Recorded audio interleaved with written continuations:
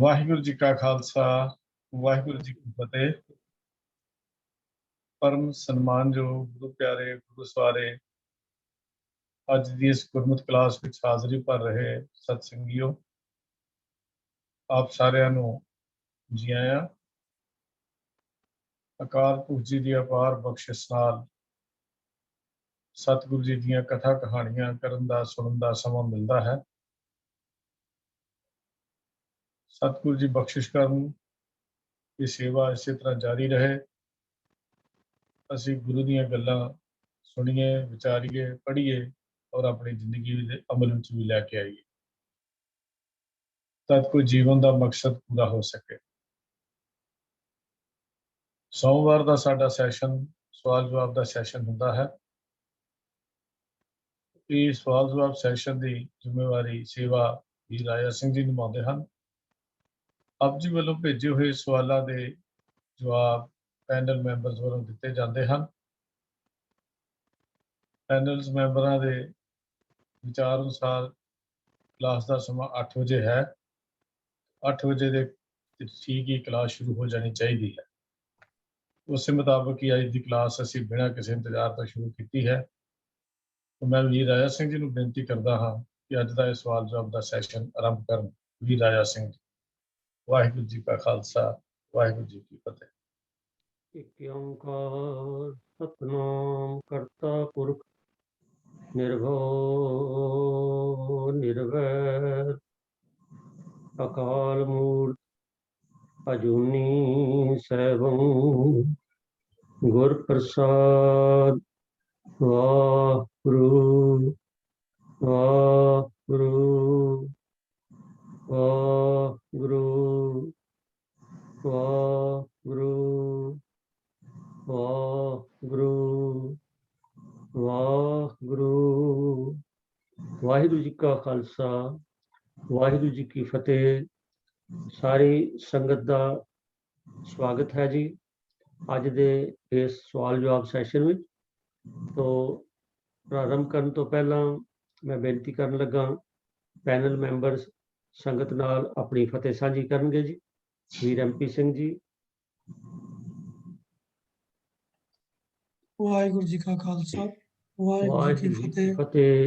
सरदार जगीर सिंह जी। वाहिगुरू जी का खालसा वाहिगुरू जी की फतेह। साह किकर सिंह जी।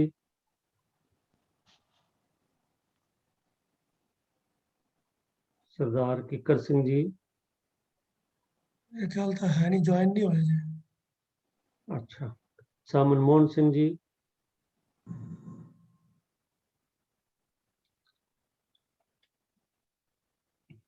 मनमोहन सिंह जी है। हाँ जी। वाहिगुरू जी का खालसा वाहिगुरू जी की फतेह। जी की फतेह। साह प्रभ कीर्तन सिंह जी। वाहिगुरू जी का खालसा वाहिगुरू जी की फतेह। भैन मनिंदर कौर जी। अजय ज्वाइन नहीं हुआ। ठीक है जी। वो भी नहीं है। हाँ साह तजिंदर सिंह जी अजय शायद ज्वाइन नहीं किते। आ गए ने तजिंदर सिंह जी आ गए। साह तजिंदर सिंह जी संगत नाल फतेह साझी। वाहिगुरू जी का खालसा वाहिगुरू जी की फतेह। तो साह हरजीत सिंह जी ने पहले सारी संगत नूं फतेह बुलाई है जी। तो आओ साध संगत जी आप जी वालों ਵੱਖ-ਵੱਖ ਵਿਸ਼ਿਆਂ ਤੇ ਸਵਾਲ ਸਾਡੇ ਕੋਲ ਪ੍ਰਾਪਤ ਹੋਏ ਨੇ। ਕੁਝ ਸ਼ਬਦਾਂ ਦੇ ਉਚਾਰਨ ਬਾਰੇ ਨੇ, ਕੁਝ ਸ਼ਬਦਾਂ ਦੇ ਅਰਥਾਂ ਬਾਰੇ ਨੇ ਔਰ ਕੁਝ ਇੱਕ ਪ੍ਰਚਲਿਤ ਟ੍ਰੈਡੀਸ਼ਨਸ ਮਰਿਆਦਾਵਾਂ ਉਹਨਾਂ ਬਾਰੇ ਸਵਾਲ ਜਿਹੜੇ ਨੇ ਆਏ।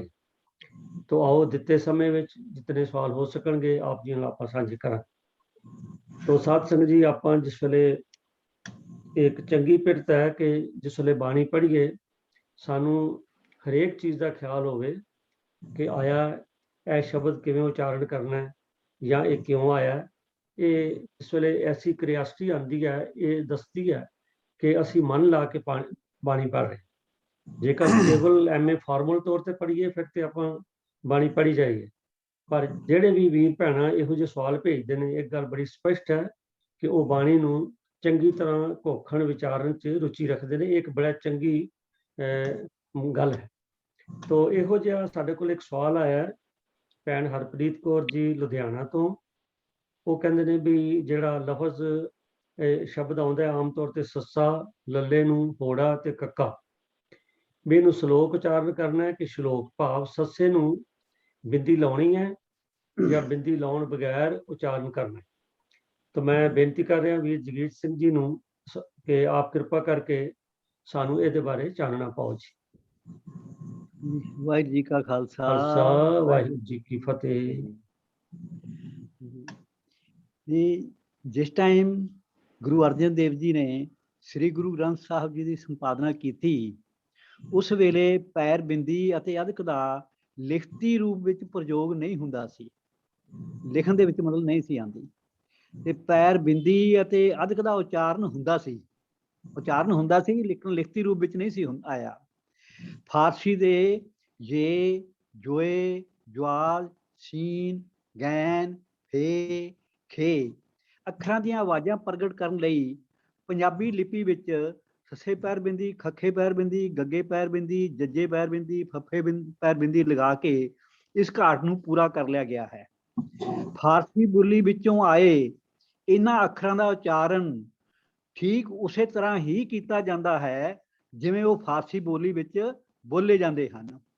ਜਿਵੇਂ ਗੁਰਬਾਣੀ ਵਿੱਚ ਜਨ ਸ਼ਬਦ ਆਇਆ ਹੈ, ਜੇਕਰ ਇਸ ਦਾ ਅਰਥ ਸੇਵਕ ਹੋਵੇ ਤਾਂ ਜਨ ਹੀ ਉਚਾਰਨ ਕਰਨਾ ਹੈ, ਜੇਕਰ ਇਸ ਦਾ ਉਚਾਰਨ ਇਸਤਰੀ ਹੋਵੇ ਤਾਂ ਇਸ ਦਾ ਉਚਾਰਨ ਯਨ ਕਰਨਾ ਹੈ। ਮਤਲਬ ਜੱਜੇ ਦੇ ਪੈਰ ਦੇ ਵਿੱਚ ਬਿੰਦੀ ਲਾ ਕੇ ਯਨ ਉਚਾਰਨ ਕਰਨਾ।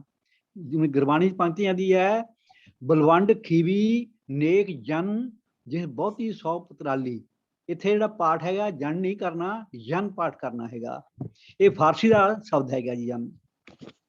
ਭਾਈ ਕਾਹਨ ਸਿੰਘ ਨਾਭਾ ਜੀ ਨੇ ਮਹਾਨ ਖੋਜ ਦੇ ਵਿੱਚ ਸ਼ਲੋਕ ਦੇ ਅਰਥ ਉਹੀ ਲੋਕ, ਪ੍ਰਸ਼ੰਸਾ, ਉਸਤਤ, ਜਸ ਦਾ ਗੀਤ ਅਤੇ ਛੰਦ ਵੀ ਕੀਤੇ ਹਨ ਜੀ।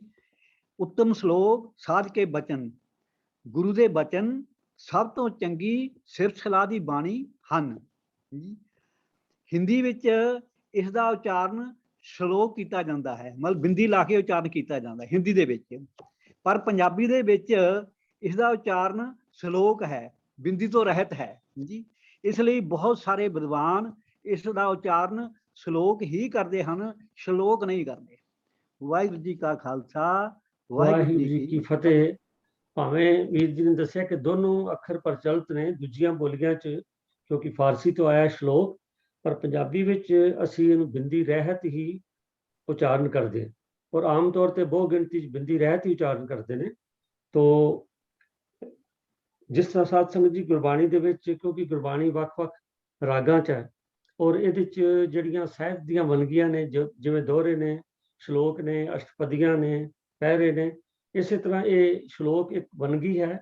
ਪਰ ਜਿਸ ਤਰ੍ਹਾਂ ਕਿਉਂਕਿ ਸਵਾਲ ਆਇਆ ਸੀ ਬਿੰਦੀ ਲਾਣੀ ਹੈ ਜਾਂ ਨਹੀਂ ਲਾਣੀ, ਤਾਂ ਵੀਰ ਜਗੀਰ ਸਿੰਘ ਜੀ ਨੇ ਕਲੀਅਰ ਕੀਤਾ ਕਿ ਅਸੀਂ ਉਹਨੂੰ ਬਿੰਦੀ ਬਗੈਰ ਹੀ ਸ਼ਲੋਕ ਉਚਾਰਨ ਕਰਨਾ ਹੈ। ਤੇ ਵੀਰ ਜਗੀਰ ਸਿੰਘ ਜੀ ਆਪ ਜੀ ਦਾ ਬਹੁਤ ਬਹੁਤ ਧੰਨਵਾਦ ਹੈ। ਤੋ ਸਾਧ ਸੰਗਤ ਜੀ, ਜਿਸ ਤਰ੍ਹਾਂ ਮੈਂ ਪਹਿਲੇ ਬੇਨਤੀ ਕੀਤੀ ਹੈ ਵੀ ਸਵਾਲਾਂ ਵਿੱਚ ਕਈ ਸਵਾਲ ਮਰਿਆਦਾ ਬਾਰੇ ਵੀ ਹਨ। ਸਾਡੀ ਜਿਹੜੀ ਸਿੱਖ ਦੀ ਰਹਿਣੀ ਪੈਣੀ ਹੈ, ਉਹਦੀਆਂ ਜਿਹੜੀਆਂ ਆਮ ਗੱਲਾਂ ਸਾਡੇ ਜੀਵਨ 'ਚ ਮੋਟੀਆਂ-ਮੋਟੀਆਂ ਆਉਂਦੀਆਂ, ਕੁਝ ਸੰਸਕਾਰ ਉਹ ਰਹਿਤ ਮਰਿਆਦਾ ਵਿੱਚ ਪੂਰੀ ਡਿਟੇਲ ਵਿੱਚ ਦਿੱਤੇ ਨੇ, ਤਾਂ ਜੇ ਹਰ ਗੁਰੂ ਨਾਨਕ ਨਾਮ ਲੇਵਾ ਨੂੰ ਪਤਾ ਹੋਵੇ ਕਿ ਅਸੀਂ ਕੋਈ ਕਾਰਜ ਕਰਨਾ ਹੈ ਤੇ ਮਰਿਆਦਾ ਸਾਨੂੰ ਕੀ ਡਾਇਰੈਕਸ਼ਨ ਦਿੰਦੀ ਹੈ। ਤੇ ਇਸੇ ਤਰ੍ਹਾਂ ਜਿਸ ਵੇਲੇ ਆਨੰਦ ਕਾਰਜ ਦੀ ਗੱਲ ਆਉਂਦੀ ਹੈ ਤਾਂ ਸਿੱਖ ਰਹਿਤ ਮਰਿਆਦਾ ਵਿੱਚ ਆਨੰਦ ਕਾਰਜ ਦਾ ਪੂਰਾ ਚੈਪਟਰ ਹੈ, ਜਿਹਦੇ ਵਿੱਚ ਸਾਰੀਆਂ ਗੱਲਾਂ ਜਿਹੜੀਆਂ ਨੇ ਸਪਸ਼ਟ ਕੀਤੀਆਂ ਗਈਆਂ। ਪਰ ਅਸਲ 'ਚ ਗੱਲ ਇਹ ਹੈ, ਮੈਂ ਕਈ ਵਾਰ ਬੇਨਤੀ ਕੀਤੀ ਹੈ ਕਿ ਸਿੱਖ ਰਹਿਤ ਮਰਿਆਦਾ ਬੜੀ ਛੋਟਾ ਜਿਹਾ ਕਿਤਾਬਚਾ ਹੈਗਾ, ਹਰ ਸਿੱਖ ਦੇ ਘਰ 'ਚ ਹੋਵੇ, ਬਲਕਿ ਹਰ ਸਿੱਖ ਨੂੰ ਉਹਦੀ ਇੱਕ ਮੱਦ ਜਿਹੜੀ ਹੈ ਉਹ ਜ਼ਬਾਨੀ ਯਾਦ ਹੋਣੀ ਚਾਹੀਦੀ ਹੈ, ਕਿਉਂਕਿ ਦੋ ਚੌਰੇ ਪੜ੍ਹੀਏ ਤਾਂ ਜ਼ਬਾਨੀ ਯਾਦ ਹੋ ਸਕਦੀ ਹੈ। ਤਾਂ ਜੇ ਅਸੀਂ ਆਪਣੀ ਮਰਿਆਦਾ ਵਿੱਚ ਰਹੀਏ, ਮਰਿਆਦਾ ਤੋਂ ਭਾਵੇਂ ਹੈ ਕਿ ਉਹਦੀ ਸਾਡੀ ਸਿੱਖ ਕੌਮ ਵਿੱਚ ਯੂਨੀਫਾਰਮਿਟੀ ਬਣੇ, ਤਾਂ ਜੇ ਅਸੀਂ ਇੱਕੋ ਜਿਹੇ ਸਾਰੇ ਕਰਮ ਕਰੀਏ। ਪਰ ਫਿਰ ਵੀ ਕੀ ਹੁੰਦਾ ਕਿ ਬਹੁਤ ਸਾਰੀਆਂ ਸਾਡੇ ਵੀ ਮਤਲਬ ਵੀ ਕੌਮ ਦੇ ਜਿਹੜੇ ਵੀਰ ਭੈਣਾਂ ਨੇ ਉਹ ਇਸ ਗੱਲੋਂ ਓਵੇਸਲੇ, ਤੇ ਅਸੀਂ ਆਮ ਤੌਰ ਤੇ ਬਜਾਏ ਇਹਦੇ ਕਿ ਆਪਣੇ ਮਰਿਆਦਾ ਨੂੰ ਫੋਲੋ ਕਰੀਏ, ਅਸੀਂ ਆਲੇ ਦੁਆਲੇ ਜੋ ਲੋਕੀ ਕਰਦੇ ਨੇ ਉਹ ਕਰ ਜਾਂਦੇ, ਜਾਂ ਕਈ ਵਾਰੀ ਅਸੀਂ ਜਾਣੇ ਜਾਂ ਅਣਜਾਣੇ ਉਹਦੇ ਵਿੱਚ ਕੋਈ ਉਲੰਘਣਾ ਹੋ ਜਾਂਦੀ। ਉਹ ਫਿਰ ਦੇਖਣ ਵਿੱਚ ਜਿਹੜਾ ਵੀ ਦੇਖਦਾ, ਜਿਹਨੇ ਮਰਿਆਦਾ ਪੜ੍ਹੀ ਹੈ, ਉਹਨੂੰ ਕਈ ਵਾਰ ਮਹਿਸੂਸ ਹੁੰਦਾ। ਤਾਂ ਸਾਡੇ ਕੋਲ ਇਹੋ ਜਿਹਾ ਇੱਕ ਸਵਾਲ ਜਿਹੜਾ ਇਹ ਸਰ ਰਜਿੰਦਰ ਸਿੰਘ ਜੀ ਅਲਬਾਮਾ ਤੋਂ ਰੋਜ਼ਾਨਾ ਸੰਗਤ ਜੁੜਦੇ ਨੇ। ਤੋ ਉਹਨਾਂ ਨੇ ਇਹ ਸਵਾਲ ਪਾਇਆ ਕਿ ਉਹਨਾਂ ਦੇ ਦੇਖਣ 'ਚ ਆਇਆ ਕਿ ਲਾਵਾਂ ਤੋਂ ਪਹਿਲਾਂ ਮਾਤਾ ਪਿਤਾ ਲੜਕੀ ਨੂੰ ਦੋਨੋਂ ਜਣੇ ਰਲ ਕੇ ਮਾਤਾ ਔਰ ਪਿਤਾ ਲੜਕੀ ਨੂੰ ਪੱਲੂ ਪਕੜਾਉਂਦੇ ਨੇ।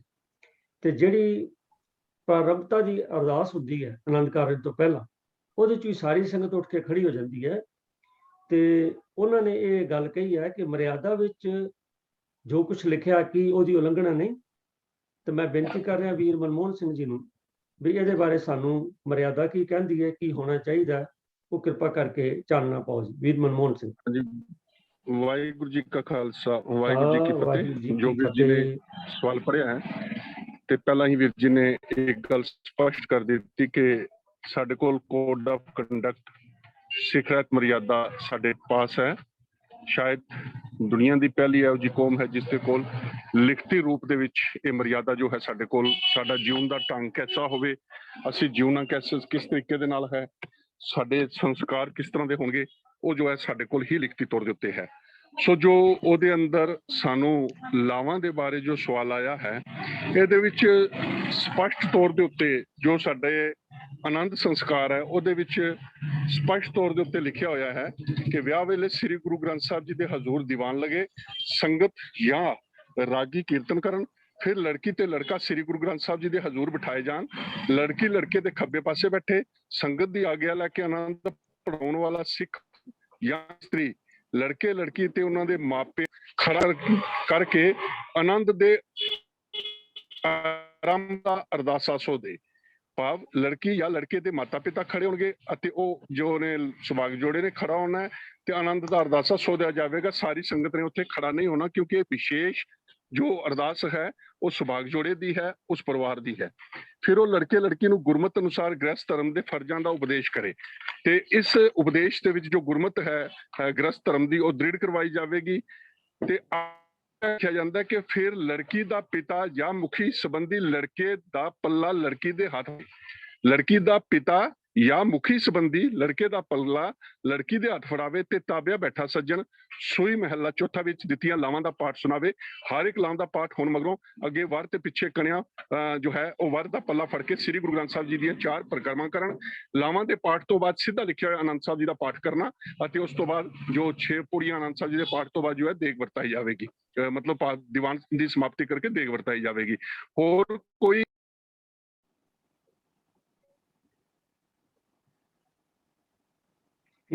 ਅਨਮਿਊਟ ਕਰੋ।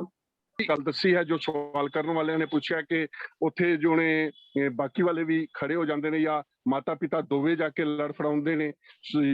ਇਹ ਜੋ ਚੀਜ਼ਾਂ ਨੇ ਇਹ ਮਨਮਤ ਨੇ, ਇਹ ਗੁਰਮਤ ਅਨੁਸਾਰ ਨਹੀਂ, ਕਿਉਂਕਿ ਰਾਈਟਿੰਗ ਦੇ ਅੰਦਰ ਸਾਡੇ ਕੋਲ ਮਰਿਆਦਾ ਦੇ ਵਿੱਚ ਇਹ ਚੀਜ਼ ਲਿਖੀ ਹੈ।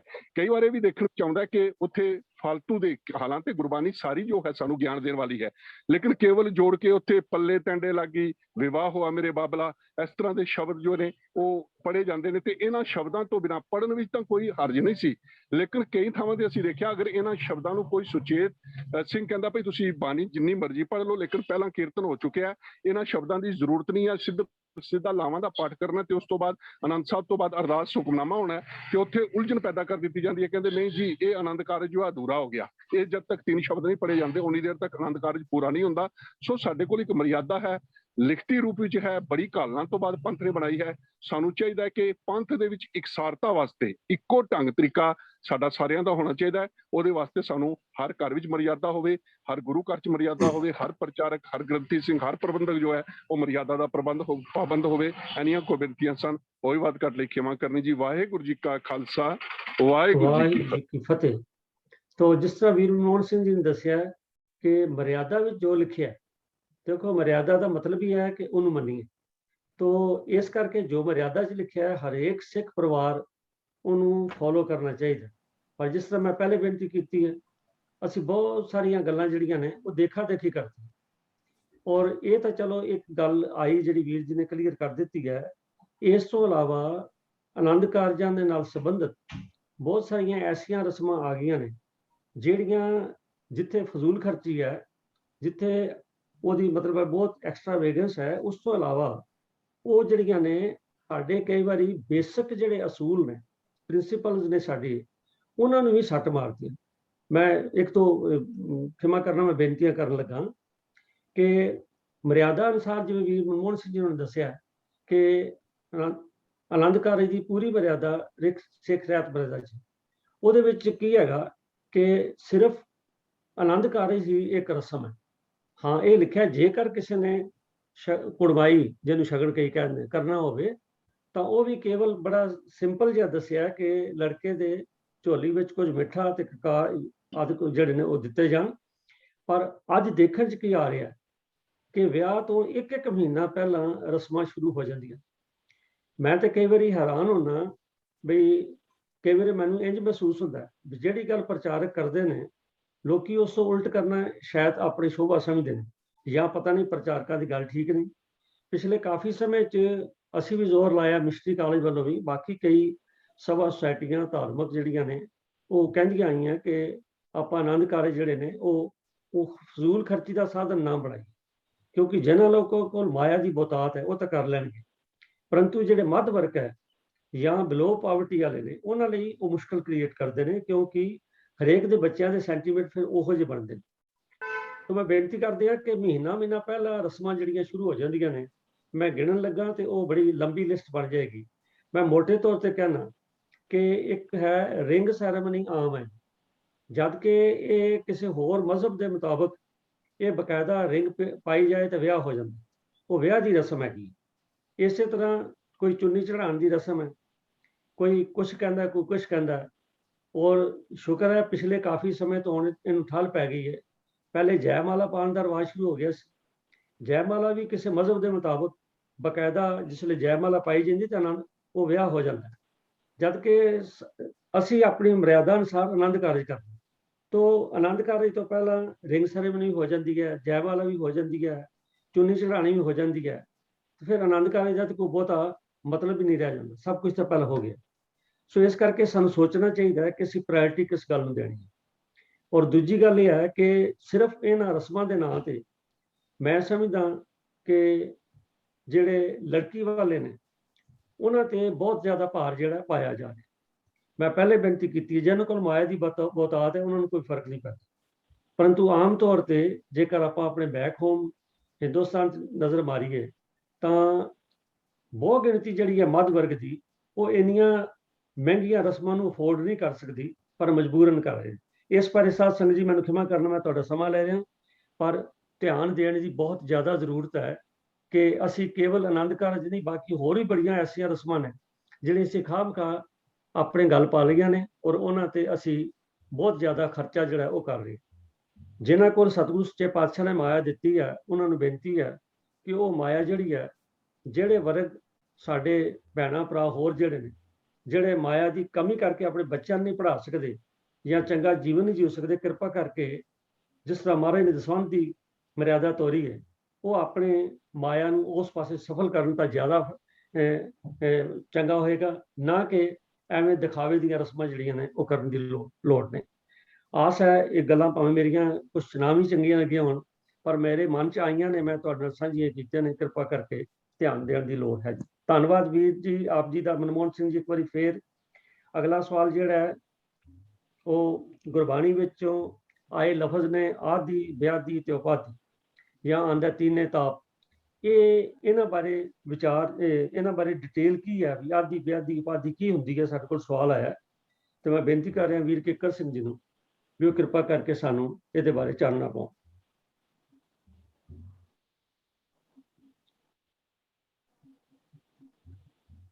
ਵੀਰ ਕਿੱਕਰ ਸਿੰਘ ਜੀ,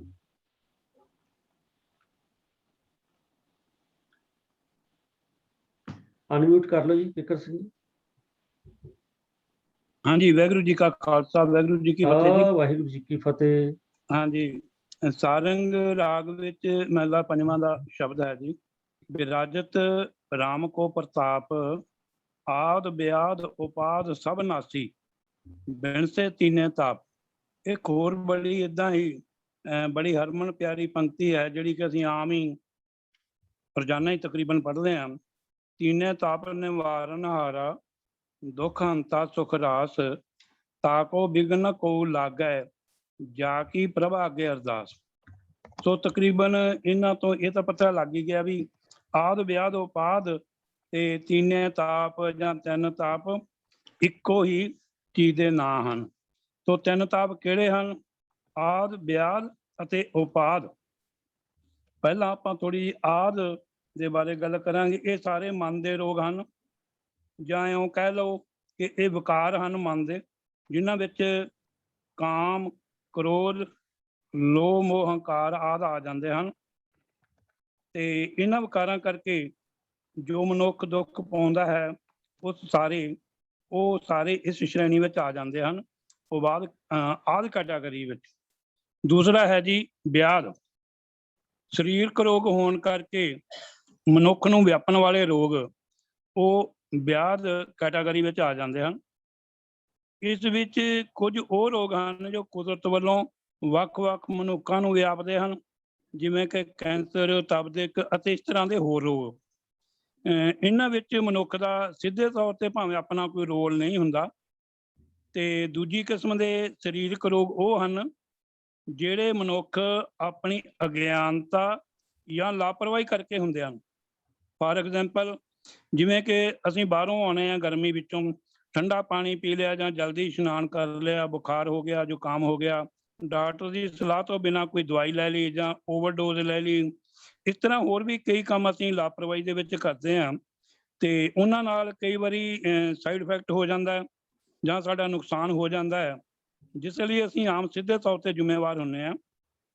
ਇਸ ਵਿੱਚ ਅਲਕੋਹਲਕ ਨਸ਼ੇ ਵੀ ਹੈ, ਡਰੱਗਸ ਵਗੈਰਾ ਵੀ ਆ ਜਾਂਦੇ ਆ, ਇਸ ਲਈ ਮਨੁੱਖ ਸਿੱਧੇ ਤੌਰ ਤੇ ਆਪ ਜ਼ਿੰਮੇਵਾਰ ਹੈ। ਇਹ ਵੀ ਇੱਕ ਤਰ੍ਹਾਂ ਦੇ ਰੋਗ ਹਨ। ਤੀਜਾ ਹੈ ਜੀ ਉਪਾਦ। ਇਸ ਰੋਗ ਲਈ ਮਨੁੱਖ ਜਿਹੜਾ ਵਿਆਧ ਸੀ ਉਹਦੇ ਲਈ ਕੁਝ ਲਈ ਮਨੁੱਖ ਆਪ ਜ਼ਿੰਮੇਵਾਰ ਹੈ, ਕੁਝ ਲਈ ਨਹੀਂ ਜ਼ਿੰਮੇਵਾਰ। ਪਰ ਜਿਹੜਾ ਉਪਾਦ ਹੈ ਇਹ ਇੱਕ ਅਜਿਹਾ ਰੋਗ ਹੈ ਜਿਸ ਲਈ ਮਨੁੱਖ ਸਿੱਧੇ ਤੌਰ ਤੇ ਆਪ ਜ਼ਿੰਮੇਵਾਰ ਹੈ। ਜਿਵੇਂ ਕਿ ਫਰਜ਼ ਕਰ ਲਓ ਕਿਸੇ ਨਾਲ ਛਲ ਕਰਨਾ, ਠੱਗੀ, ਫਰੇਬ ਜਾਂ ਧੋਖਾ ਕਰਨਾ, ਦੰਗੇ ਕਰਨੇ ਜਾਂ ਕਰਾਉਣੇ ਤੇ ਉਤਪਾਤ ਮਚਾਉਣਾ, ਸਮਾਜ ਦੇ ਵਿੱਚ ਅਸ਼ਾਂਤੀ ਪੈਦਾ ਕਰਨੀ, ਡਰ ਪੈਦਾ ਕਰਨਾ, ਵਹਿਮ ਦਾ ਮਾਹੌਲ ਬਣਾਉਣਾ, ਇਹ ਸਾਰੇ ਉਪਾਦ ਵਿੱਚ ਆ ਜਾਂਦੇ ਹਨ। ਇਹ ਆਪਣੇ ਆਪ ਨਹੀਂ ਹੁੰਦੇ, ਇਹਨਾਂ ਪਿੱਛੇ ਜਿਹੜੇ ਸ਼ਰਾਰਤੀ ਮਨੁੱਖ ਜਾਂ ਸ਼ਰਾਰਤੀ ਮਨੁੱਖਾਂ ਦਾ ਮਨ ਹੁੰਦਾ ਹੈ। ਸੋ ਇਹ ਤਿੰਨ ਕਿਸਮ ਦੇ ਹਨ, ਤੀਨੇ ਤਾਪ ਜਾਂ ਆਦ, ਵਿਆਦ, ਉਪਾਦ। ਇਹਨਾਂ ਦਾ ਇੱਕੋ ਹੀ ਭਾਵ ਹੈ। ਸੋ ਭੁੱਲ ਚੁੱਕ ਦੀ ਖਿਮਾ ਕਰਨੀ ਜੀ। ਵਾਹਿਗੁਰੂ ਜੀ ਕਾ ਖਾਲਸਾ, ਵਾਹਿਗੁਰੂ ਜੀ ਕੀ ਫਤਿਹ। ਫਤਿਹ। ਵੀਰ ਜੀ ਨੇ ਡਿਟੇਲ ਦਿੱਤੀ ਹੈ ਸਾਧ ਸੰਗਤ ਜੀ। ਇਹ ਬੜਾ ਅਹਿਮ ਸਵਾਲ ਹੈ ਜਿਨ੍ਹਾਂ ਨੇ ਵੀ ਭੇਜਿਆ, ਕਿ ਉਹਦਾ ਕਾਰਨ ਇਹ ਹੈ ਕਿ ਦੇਖੋ ਮਨੁੱਖੀ ਸਰੀਰ ਇਹ ਬੜਾ ਵਧੀਆ ਹੈ। ਜਿਹੜਾ ਸਰੀਰ ਹੈ ਇਹ ਕਿਉਂਕਿ ਮਨੁੱਖਾ ਜੂ ਸਭ ਤੋਂ ਸ੍ਰੇਸ਼ਟ ਮੰਨੀ ਗਈ ਹੈ, ਤੇ ਇਹ ਵਾਹਿਗੁਰੂ ਜੀ ਨੇ ਸਾਨੂੰ ਸਰੀਰ ਬੜਾ ਵਧੀਆ ਦਿੱਤਾ ਹੈ। ਹਰ ਚੀਜ਼ ਜਿਹੜੀ ਹੈ ਜਿੱਥੇ ਲੋੜ ਹੈ ਉਹ ਲੱਗੀ ਹੈ, ਜਿੱਥੇ ਅੱਖਾਂ ਚਾਹੀਦੀਆਂ ਅੱਖਾਂ ਲੱਗੀਆਂ, ਜਿੱਥੇ ਨੱਕ ਚਾਹੀਦਾ ਨੱਕ ਲੱਗਿਆ, ਹੱਥ ਨਾ ਪੈਰ ਸਭ ਕੁਝ। ਪਰ ਜੇਕਰ ਅਸੀਂ ਇਹਨਾਂ ਦੀ ਗਲਤ ਵਰਤੋਂ ਕਰਾਂਗੇ ਤਾਂ ਇਹ ਉਲਟਾ ਨੁਕਸਾਨਦੇਹ ਹੋ ਸਕਦੇ। ਜਿਸ ਤਰ੍ਹਾਂ ਵਾਹਿਗੁਰੂ ਜੀ ਨੇ ਸਾਨੂੰ ਵਿਵੇਕ ਬੁੱਧੀ ਦਿੱਤੀ ਹੈ ਜਿਹਦੇ ਨਾਲ ਅਸੀਂ ਚੰਗਾ ਸੋਚੀਏ। ਜਿਵੇਂ ਵੀਰ ਜੀ ਨੇ ਦੱਸਿਆ ਕਿ ਜਿਹੜੀ ਉਪਾਧੀ ਹੈ ਇਹ ਮੰਦਾ ਸੋਚਣ ਦੀ ਉਪਜ ਹੈ। ਤਾਂ ਇਸ ਕਰਕੇ ਜਿੱਥੇ ਅਸੀਂ ਚੰਗੀ ਸੋਚ ਰੱਖਣੀ ਹੈ, ਚੰਗੀ ਸੋਚ ਰੱਖਣ ਲਈ ਚੰਗਾ ਸਰੀਰ ਚਾਹੀਦਾ। ਗੁਰੂ ਅੰਗਦ ਸਾਹਿਬ ਸੱਚੇ ਪਾਤਸ਼ਾਹ ਜੀ ਨੇ, ਆਪ ਜੀ ਨੇ ਇਤਿਹਾਸ ਵਿੱਚ ਪੜ੍ਹਿਆ ਕਿ ਮੱਲ ਖਾੜੇ ਬਣਾਏ ਸਨ। ਜਿੱਥੇ ਨਾਮ ਦੀ ਦਾਤ ਦਿੱਤੀ, ਗੁਰਬਾਣੀ ਨਾਲ ਜੋੜਿਆ, ਉੱਥੇ ਉਹਨਾਂ ਨੇ ਇਹ ਵੀ ਜ਼ਰੂਰੀ ਕੀਤਾ ਕਿ ਆਪਣਾ ਸਰੀਰ ਜਿਹੜਾ ਉਹਨੂੰ ਵੀ ਆਪਾਂ ਤੰਦਰੁਸਤ ਰਿਸ਼ਟ-ਪੁਸ਼ਟ ਰੱਖਣਾ। ਤੇ ਐਸਾ ਪੜ੍ਹਨ ਨੂੰ ਮਿਲਦਾ ਹੈ ਕਿ ਮਹਾਰਾਜ ਨੇ ਮੱਲ ਖਾੜੇ ਬਣਾਏ ਜਿੱਥੇ ਘੋਲ ਕਰਾਏ ਜਾਂਦੇ ਸਨ, ਕੁਸ਼ਤੀਆਂ ਕਰਾਈ ਜਾਂਦੀਆਂ ਸਨ, ਕਈ ਤਰ੍ਹਾਂ ਦੀਆਂ ਹੋਰ ਖੇਡਾਂ ਕਰਾਈ ਜਾਂਦੀਆਂ। ਜਿੱਥੇ ਗੁਰੂ ਅੰਗਦ ਸਾਹਿਬ ਸੱਚੇ ਪਾਤਸ਼ਾਹ ਜੀ ਨੇ ਇਹ ਜਿਹੜੇ ਗੁਰਮੁਖੀ ਅੱਖਰ ਨੇ ਉਹਨਾਂ 'ਚ ਵਾਧਾ ਕਰਕੇ ਆਪਾਂ ਨੂੰ ਐਜੂਕੇਸ਼ਨ ਦਿੱਤੀ ਹੈ, ਉੱਥੇ ਸਰੀਰਕ ਜਿਹੜੀ ਸਰੀਰ ਦੀ ਰੱਖਿਆ ਰੱਖ ਰਖਾਵ ਹੈ ਉਹਦੇ ਲਈ ਮਹਾਰਾਜ ਨੇ ਇਹ ਪੂਰਨੇ ਪਾਏ ਨੇ, ਪੈਂਤੜੇ ਪਾਏ। ਤੋ ਜ਼ਰੂਰ ਹੈ ਕਿ ਅਸੀਂ ਆਪਣੇ ਸਰੀਰ ਦਾ ਖਿਆਲ ਰੱਖੀਏ, ਸਰੀਰ ਜਿਹੜਾ ਰੋਗ ਰਹਿਤ ਹੋਵੇ। ਠੀਕ ਹੈ ਕਿ ਕੁਝ ਐਸੀਆਂ ਗੱਲਾਂ ਨੇ ਕਿ ਜਿਹੜੀਆਂ ਆਪਣੇ ਵੱਸ ਨਹੀਂ, ਪਰ ਜਿਹੜੀਆਂ ਆਪਣੇ ਵੱਸ ਨੇ ਉਹ ਤਾਂ ਜ਼ਰੂਰ ਕਰਨੀਆਂ ਚਾਹੀਦੀਆਂ ਨੇ। ਸਰੀਰ ਅਰੋਗ ਰਹਿਣਾ ਚਾਹੀਦਾ ਹੈ ਕਿਉਂਕਿ ਬਾਣੀ ਵਿੱਚ ਇਹਨੂੰ ਹਰਮੰਦਰ ਆਖਿਆ। ਇਹ ਹਰੀ ਦਾ ਮੰਦਰ ਹੈ ਕਿਉਂਕਿ ਇਸ ਸਰੀਰ ਵਿੱਚ ਵਾਹਿਗੁਰੂ ਦਾ ਵਾਸ ਹੈ। ਤੇ ਜੇ ਵਾਹਿਗੁਰੂ ਦਾ ਵਾਸ ਹੈ ਤੇ ਇਹ ਮੰਦਰ ਤੇ ਬਹੁਤ ਸੋਹਣਾ ਹੋਣਾ ਚਾਹੀਦਾ ਇਹ ਸਰੀਰ ਸਾਡਾ। ਤੇ ਫਿਰ ਇਹਦੇ 'ਚ ਖਾਸ ਕਰਕੇ ਜਿਹੜੀ ਅੱਜ ਬਹੁਤ ਗਿਣਤੀ ਨਸ਼ਿਆਂ ਦੀ ਗ੍ਰਿਫਤ 'ਚ ਹੈ, ਉਹ ਕੀ ਕਹਿਣਗੇ ਇਸ ਬਾਰੇ। ਉਹਨਾਂ ਨੂੰ ਸੋਚਣ ਦੀ ਲੋੜ ਹੈ ਕਿ ਇਹ ਵਧੀਆ ਸਰੀਰ ਜਿਹਦੇ ਅੰਦਰ ਵਾਹਿਗੁਰੂ ਜੀ ਦਾ ਵਾਸ ਹੈ, ਔਰ ਅਸੀਂ ਅੰਦਰ ਵਾਹਿਗੁਰੂ ਜੀ ਨਾਲ ਗੱਲਾਂ ਕਰਕੇ ਆਪਣਾ ਜੀਵਨ ਸਫਲਾ ਕਰਨਾ ਹੈ, ਉਸ ਸਰੀਰ ਵਿੱਚ ਅਗਰ ਅਸੀਂ ਨਸ਼ੇ ਜਾਂ ਹੋਰ ਭੈੜੀਆਂ ਵਾਦੀਆਂ ਇਸ ਸਰੀਰ ਨਾਲ ਕਰਦੇ ਹਾਂ ਤਾਂ ਇਹ ਇੱਕ ਬੜਾ ਵੱਡਾ ਗੁਨਾਹ ਹੈ। ਤਾਂ ਲੋੜ ਹੈ ਸਾਨੂੰ ਇਹਨਾਂ ਸਾਰੀਆਂ ਚੀਜ਼ਾਂ ਦਾ ਖਿਆਲ ਰੱਖਣ ਦੀ ਕਿ ਇਹ ਬਿਮਾਰੀਆਂ ਕਿਉਂ ਆਉਂਦੀਆਂ ਨੇ। ਵੀਰ ਜੀ ਨੇ ਜਿਵੇਂ ਦੱਸਿਆ, 2 ਤਰ੍ਹਾਂ ਦੀਆਂ ਬਿਮਾਰੀਆਂ ਜਿਹੜੀਆਂ ਨੇ ਉਹ ਮਨੁੱਖ ਤੂੰ ਆਪ ਅਗਰ ਡਿਸਪਲਿਨ ਰਵੇ ਤਾਂ ਤੇਰੇ ਕੰਟਰੋਲ 'ਚ ਹੁੰਦੀਆਂ। ਦੇਖੋ ਮਹਾਰਾਜ ਨੇ ਬੜੀ ਕਿਰਪਾ ਕੀਤੀ ਹੈ, ਗੁਰਬਾਣੀ ਵਿੱਚ ਤਾਂ ਸਾਨੂੰ ਪੂਰਾ ਟਾਈਮ ਟੇਬਲ ਗੁਰੂ ਰਾਮਦਾਸ ਸੱਚੇ ਪਾਤਸ਼ਾਹ ਨੇ ਕਿਹਾ ਕਿ ਗੁਰੂ ਸਤਿਗੁਰੂ ਕਾ ਜੋ ਸਿੱਖ ਖਾਏ ਸੋ ਭਲ ਕੇ ਉਠਾਰ ਨਾਮ ਤੇ ਆਵੇ। ਇਹ ਤੁਸੀਂ ਸਾਰੀ ਪੌੜੀ ਪੜ੍ਹੋ, ਪੜ੍ਹਦੇ ਆਪਾਂ ਜਿਸ ਵੇਲੇ ਤਾਂ ਇਹਦੇ 'ਚ ਗੁਰੂ ਮਹਾਰਾਜ ਨੇ ਸਾਨੂੰ ਇੱਕ ਡਿਸਪਲਿਨ ਦਿੱਤਾ ਕਿ ਅਸੀਂ ਆਪਣੇ ਸੌਣ ਤੇ ਕੰਟਰੋਲ ਰੱਖਣਾ ਹੈ, ਜਾਗਣ ਤੇ ਕੰਟਰੋਲ ਰੱਖਣਾ ਹੈ, ਖਾਣ ਤੇ ਕੰਟਰੋਲ ਰੱਖਣਾ ਹੈ। ਤਾਂ ਸਭ ਤੋਂ ਉੱਤਮ ਜਿਹੜੀ ਗੱਲ ਹੈ ਸਾਧ ਸੰਗਤ ਜੀ ਉਹ ਹੈ ਕਿ ਨਾਮ ਨਾਲ ਜੁੜਨਾ, ਕਿਉਂਕਿ ਜੇਕਰ ਆਪਾਂ ਨਾਮ ਨਾਲ ਨਹੀਂ ਜੁੜਾਂਗੇ ਤਾਂ ਇਹ ਸਾਰੀਆਂ ਗੱਲਾਂ ਜਿਹੜੀਆਂ ਨੇ, ਕਿਉਂ ਨਾਮ ਨਾਲ ਜੁੜਿਆ ਮਨੁੱਖ ਹੀ ਡਿਸਪਲਿਨ 'ਚ ਰਹਿ ਸਕਦਾ। ਔਰ ਬਾਣੀ 'ਚ ਇਹ ਵੀ ਬੜਾ ਸਪਸ਼ਟ ਹੈ ਕਿ ਦੁੱਖ ਰੋਗ ਸੋਗ ਵਿਸਰਿਆ ਜਬ ਨਾਮ। ਜਿਸ ਵੇਲੇ ਰੱਬ ਦਾ ਨਾਮ ਸਾਨੂੰ ਵਿਸਰ ਜਾਂਦਾ ਹੈ, ਅਸੀਂ ਇਹਨਾਂ ਭੈੜੀਆਂ ਵਾਦੀਆਂ 'ਚ ਪੈਂਦੇ ਹਾਂ ਜਿਨ੍ਹਾਂ ਦਾ ਰਿਜ਼ਲਟ ਸਾਡੇ ਸਰੀਰਕ ਦੁੱਖਾਂ ਔਰ ਮਾਨਸਿਕ ਕਸ਼ਟਾਂ ਕਰਕੇ ਆਉਂਦਾ। ਦੁੱਖ ਰੋਗ ਸੋਗ ਵਿਸਰੇ ਜਬ ਨਾਮ। ਅਗਲੀ ਤੁਕ ਬੜੀ ਸੁੰਦਰ ਹੈ ਕਿ ਸਦਾ ਆਨੰਦ ਜਾਂ ਹਰ ਗੁਣ ਗਾ। ਜੇ ਹਰੀ ਦੇ ਗੁਣ ਗਾਏਗਾ ਤੇ ਭਲਿਆ ਹਮੇਸ਼ਾ ਤੋਂ ਆਨੰਦ ਵਿੱਚ ਰਹੇ। ਤਾਂ ਇਸ ਕਰਕੇ ਲੋੜ ਹੈ ਸਾਧ ਸੰਗਤ ਜੀ, ਆ ਦੇਖੋ ਗੁਰਬਾਣੀ ਜਿਹੜੀ ਹੈ ਇਹ ਕੇਵਲ ਪੜ੍ਹਨ ਲਈ ਨਹੀਂ ਹੈ। ਆਪਾਂ ਰੋਜ਼ ਵਿਚਾਰਦੇ ਹਾਂ, ਬੜੇ ਬੜੇ ਵਿਦਵਾਨ ਸਾਨੂੰ ਆ ਕੇ ਸਿੱਖਿਆ ਦਿੰਦੇ ਨੇ ਕਿ ਜਿਵੇਂ ਪਿਛਲੇ ਦਿਨਾਂ ਭਾਈ ਸਰਬਜੀਤ ਸਿੰਘ ਜੀ ਰੇਣੂਕਾ ਨੇ ਅਨੁਭਵ ਦੇ ਲਫ਼ਜ਼ ਤੇ ਬਹੁਤ ਸੁੰਦਰ ਸਾਨੂੰ ਵਿਆਖਿਆ ਦੱਸੀ ਹੈ ਕਿ ਗੁਰਬਾਣੀ ਅਨੁਭਵ ਦਾ ਵਿਸ਼ਾ ਹੈ। ਸੋ ਆਓ ਆਪਾਂ ਅਨੁਭਵ ਵਿੱਚ ਗੁਰਬਾਣੀ ਲਿਆਈਏ ਤੇ ਇਹ ਸਾਰੀਆਂ ਜਿਹੜੀਆਂ ਸਾਨੂੰ ਸੰਸਾਰਕ ਮੁਸੀਬਤਾਂ ਨੇ, ਮੁਸ਼ਕਲਾਂ ਸਾਨੂੰ ਲੱਗਦੀਆਂ ਨੇ, ਕਿਉਂਕਿ ਮਨੁੱਖਾਦਮ ਤੇ ਬਹੁਤ ਵਧੀਆ ਜੂਨ ਮਿਲੀ ਹੈ, ਪਰ ਇਹ ਜਿਹੜੀਆਂ ਸੰਸਾਰਕ ਮੁਸ਼ਕਲਾਂ ਨੇ ਇਹ ਸਾਰੀਆਂ ਜਿਹੜੀਆਂ ਨੇ ਦੂਰ ਹੋ ਸਕਦੀਆਂ ਨੇ ਜੇਕਰ ਆਪਾਂ ਨਾਮ ਨਾਲ ਜੁੜੀਏ, ਗੁਰਬਾਣੀ ਨਾਲ ਜੁੜੀਏ, ਆਪਣਾ ਜਨਮ ਸਫਲਾ ਕਰੀਏ। ਤੋ ਸਾਧ ਸੰਗਤ ਜੀ ਅਗਲਾ ਸਵਾਲ ਜਿਹੜਾ ਹੈ ਉਹ ਆਇਆ ਕਿ ਇਹ ਸਵਾਲ ਹੈ ਸ਼ਾਇਦ ਸਰਦਾਰ ਸੁਰਜੀਤ ਸਿੰਘ ਜੀ ਦਾ ਕਿ ਦਰਬਾਰ ਸਾਹਿਬ ਭੱਟਾਂ ਦੇ ਸਵਈਏ ਸ੍ਰੀ ਗੁਰੂ ਗ੍ਰੰਥ ਸਾਹਿਬ ਜੀ ਦੇ ਪ੍ਰਕਾਸ਼ ਤੋਂ ਪਹਿਲਾਂ ਰੋਜ਼ ਪੜ੍ਹੇ ਜਾਂਦੇ ਹਨ। ਆਪਾਂ ਸਾਰੇ ਦੇਖਦੇ ਹਾਂ ਕਿ ਆਪਾਂ ਚੈਨਲ ਤੇ ਵੀ ਦੇਖ ਲੈਂਦੇ ਹਾਂ, ਜਿਸ ਵੇਲੇ ਆਪਾਂ ਦਰਸ਼ਨ ਕਰਨ ਜਾਂਦੇ ਹਾਂ ਦਰਬਾਰ ਸਾਹਿਬ ਤਾਂ ਅੰਮ੍ਰਿਤ ਵੇਲੇ ਗੁਰੂ ਗ੍ਰੰਥ ਸਾਹਿਬ ਦੇ ਪ੍ਰਕਾਸ਼ ਤੋਂ ਪਹਿਲਾਂ ਸਵਈਏ ਪੜ੍ਹੇ ਜਾਂਦੇ ਨੇ। ਹੁਣ ਉਹਨਾਂ ਨੇ ਅੱਗੋਂ ਸਵਾਲ ਕੀਤੇ ਨੇ ਬਈ ਇਹ ਸਵਈਏ ਪੜ੍ਹਨ ਦੀ ਮਰਿਆਦਾ ਕਦੋਂ ਸ਼ੁਰੂ ਹੋਈ। ਦੂਜਾ ਸਵਾਲ ਹੈ ਕਿ ਪੜ੍ਹਨ ਵਾਲੇ ਕੀ ਭੱਟ ਸਾਹਿਬਾਨ ਦੀ ਕੁਲ ਵਿੱਚੋਂ ਹੀ ਆ ਜਿਹੜੇ ਅੱਜ ਕੱਲ੍ਹ ਪੜ੍ਹਦੇ ਨੇ। ਤੀਜਾ ਸਵਾਲ ਹੈ ਕਿ ਕਿਤਨੇ ਸਵਈਏ ਪੜ੍ਹੇ ਜਾਂਦੇ ਹਨ ਤੇ ਨਾਲ ਹੀ ਇਹਦੇ 'ਚ ਉਹਨਾਂ ਲਿਖਤਾ ਹੈਗਾ ਕਿ ਕੀ ਬਾਕੀ ਤਖਤਾਂ ਤੇ ਵੀ ਸਵਈਏ ਪੜ੍ਹੇ ਜਾਂਦੇ ਹਨ ਕਿ ਨਹੀਂ। ਤੋ ਇਹ ਜਿਹੜਾ ਲੰਬਾ ਸਵਾਲ ਹੈ, ਮੈਂ ਬੇਨਤੀ ਕਰ ਰਿਹਾ ਵੀਰ ਤਜਿੰਦਰ ਸਿੰਘ ਜੀ ਨੂੰ ਵੀ ਉਹ ਕਿਰਪਾ ਕਰਕੇ ਸਾਨੂੰ ਇਹਦੇ ਬਾਰੇ ਚਾਨਣਾ ਪਾਉਣ। ਵੀਰ ਤਜਿੰਦਰ ਸਿੰਘ। ਵਾਹਿਗੁਰੂ ਜੀ ਕਾ ਖਾਲਸਾ, ਵਾਹਿਗੁਰੂ ਜੀ ਕੀ ਫਤਿਹ। ਸਰਦਾਰ ਸੁਰਜੀਤ ਸਿੰਘ ਜੀ ਦਾ ਧੰਨਵਾਦ ਕਰਦੇ ਹਾਂ ਕਿ ਜਿਨ੍ਹਾਂ ਨੇ ਬੜਾ ਮਹੱਤਵਪੂਰਨ ਸਵਾਲ ਜਿਹੜਾ ਹੈ ਉਹ ਪੁੱਛਿਆ ਹੈ। ਅਸੀਂ ਕਈ ਚੀਜ਼ਾਂ ਟੈਲੀਵਿਜ਼ਨ ਦੇ ਉੱਪਰ ਦੇਖਦੇ ਹਾਂ ਔਰ ਕਈ ਵਾਰੀ ਮਨ ਵਿੱਚ ਸ਼ੰਕੇ ਵੀ ਪੈਦਾ ਹੁੰਦੇ ਹਨ, ਲੇਕਿਨ ਅਸੀਂ ਪੁੱਛਦੇ ਨਹੀਂ। ਸੋ ਇਹ ਬੜੀ ਚੰਗੀ ਗੱਲ ਹੈ ਕਿ ਉਹਨਾਂ ਨੇ ਇਹ ਸਵਾਲ ਜਿਹੜਾ ਪੁੱਛਿਆ ਹੈ। ਤੇ ਜਿੱਥੇ ਤੱਕ ਭੱਟਾਂ ਦੇ ਸਵਈਆਂ ਦੀ ਗੱਲ ਹੈ, ਥੋੜੀ ਜਿਹੀ ਜਾਣਕਾਰੀ ਉਹ ਵੀ ਅਸੀਂ ਪ੍ਰਾਪਤ ਕਰੀਏ ਕਿ ਸ੍ਰੀ ਗੁਰੂ ਗ੍ਰੰਥ ਸਾਹਿਬ ਦੇ ਅੰਦਰ 123 ਜਿਹੜੇ ਹਨ ਉਹ ਭੱਟਾਂ ਦੇ ਸਵਈਏ ਹਨ ਔਰ 11 ਭੱਟ ਹਨ ਜਿਨ੍ਹਾਂ ਨੇ ਇਹ ਸਵਈਏ ਜਿਹੜੇ ਹਨ ਉਚਾਰਨ ਕੀਤੇ ਹਨ। ਔਰ ਇਹ ਜਿਹੜੇ ਭੱਟ ਸਨ ਇਹ ਬਹੁਤ ਹੀ ਚੰਗੇ ਵਿਦਵਾਨ ਸਨ ਔਰ ਇਹਨਾਂ ਦਾ ਜਿਹੜਾ ਮੁੱਖ ਕੰਮ ਸੀਗਾ ਉਹ ਸੀਗਾ ਕਿ ਜਸ ਗਾਇਨ ਕਰਨਾ। ਤੋ ਇਹਨਾਂ ਦੀ ਜਿਹੜੀ ਬੈਕਗਰਾਉਂਡ ਹੈ ਕਿ ਇਹ ਆਪਣੇ ਆਪ ਨੂੰ ਕੋਸ਼ਿਸ਼ ਰਿਸ਼ੀ ਦੀ ਸੰਤਾਨ ਮੰਨਦੇ ਸਨ ਤੇ ਸਰਸਵਤੀ ਨਦੀ ਦੇ ਕੰਢੇ ਜਿਹੜੇ ਹਨ ਉੱਥੇ ਹੋਣ ਕਰਕੇ ਇਹਨਾਂ ਨੂੰ ਸਰਸਵਤੀ ਬ੍ਰਾਹਮਣ ਵੀ ਕਿਹਾ ਜਾਂਦਾ ਸੀ। ਇਹ ਸਰਸਵਤੀ ਨਦੀ ਜਿਹੜੀ ਹੈ ਪਿਹੋਵੇ ਦੇ ਕੋਲ, ਕਰਨਾਲ ਦੇ ਕੋਲ, ਹਰਿਆਣੇ ਦੇ ਵਿੱਚ ਉਸ ਸਮੇਂ ਜਿਹੜੀ ਵਗਦੀ ਦੱਸੀ ਜਾਂਦੀ ਹੈ। ਤੋ ਇਹਨਾਂ ਭੱਟਾਂ ਨੂੰ ਜਿਹੜੀ ਹੈ ਇਹ ਵਹੀਆਂ ਵੀ ਲਿਖਦੇ ਰਹੇ ਹਨ। ਜਿਹੜੇ ਬਜ਼ੁਰਗਾਂ ਦਾ ਜਿਹੜਾ ਪੁਰਾਣਾ ਇਤਿਹਾਸ ਹੈ, ਜਿਵੇਂ ਅਸੀਂ ਭੱਟ ਵਹੀਆਂ ਅਲੱਗ-ਅਲੱਗ ਜਿਹੜੇ ਹਾਂ ਦੇਖਦੇ ਹਾਂ। ਤੋ ਇਹ ਜਿਹੜੇ ਭੱਟ ਸਨ ਇਹ ਗੁਰੂ ਘਰ ਦੇ ਸ਼ਰਧਾਲੂ ਵੀ ਸਨ ਤੇ ਗੁਰੂ ਘਰ ਦੇ ਨਾਲ ਇਹਨਾਂ ਦਾ ਅਥਾਹ ਪ੍ਰੇਮ ਸੀਗਾ। ਤੇ ਜਿਸ ਵੇਲੇ ਸ੍ਰੀ ਗੁਰੂ ਗ੍ਰੰਥ ਸਾਹਿਬ ਜੀ ਦਾ ਜਿਹੜਾ ਹੈ ਉਹ ਸੰਕਲਨ ਹੋ ਰਿਹਾ ਸੀਗਾ, ਗੁਰੂ ਅਰਜਨ ਦੇਵ ਪਾਤਸ਼ਾਹ ਜੀ ਕਰ ਰਹੇ ਸੀਗੇ, ਉਸ ਵੇਲੇ ਇਹਨਾਂ ਨੇ ਜਿਹੜੇ ਹਨ ਗੁਰੂ ਸਾਹਿਬ ਦੇ ਦਰਬਾਰ ਦੇ ਵਿੱਚ ਜਿਹੜੇ ਹਨ ਪਹੁੰਚੇ ਹਨ। ਔਰ ਇਹ 11 ਦੇ 11 ਪੱਟ ਉਸ ਸਮੇਂ ਆ ਕਰਕੇ ਇਹਨਾਂ ਨੇ ਆਪਣੀ ਜਿਹੜੀ ਬਾਣੀ ਹੈ ਉਸ ਨੂੰ ਉੱਥੇ ਸੁਣਾ ਕਰਕੇ ਗੁਰੂ ਅਰਜਨ ਜੀ ਦੇ ਪਾਤਸ਼ਾਹ ਕੋਲੋਂ ਅਪਰੂਵਲ ਪ੍ਰਾਪਤ ਕੀਤੀ ਹੈ। ਤੋ ਇਹ ਜਿਹੜੇ ਸੋਈਏ ਹਨ ਇਹ ਕੱਲ ਸਹਾਰ ਜੀ ਜਿਹੜੇ ਹਨ ਉਹਨਾਂ ਨੇ 10 ਸੋਈਏ ਮਹੱਲੇ ਪਹਿਲੇ ਦੇ ਲਿਖੇ ਹਨ, 10 ਮਹੱਲੇ ਦੂਜੇ ਦੇ ਲਿਖੇ ਹਨ, ਔਰ 9 ਜਿਹੜੇ ਹਨ ਮਹੱਲੇ ਤੀਜੇ ਦੇ ਲਿਖੇ ਹਨ, ਔਰ 12 ਜਿਹੜੇ ਹਨ ਸੋਈਏ ਉਹ ਮਹੱਲੇ ਚੌਥੇ ਦੇ ਲਿਖੇ ਹਨ, ਉਹ 12 ਜਿਹੜੇ ਹਨ ਉਹ ਮਹੱਲੇ ਪੰਜਵੇਂ ਦੇ ਲਿਖੇ ਹਨ।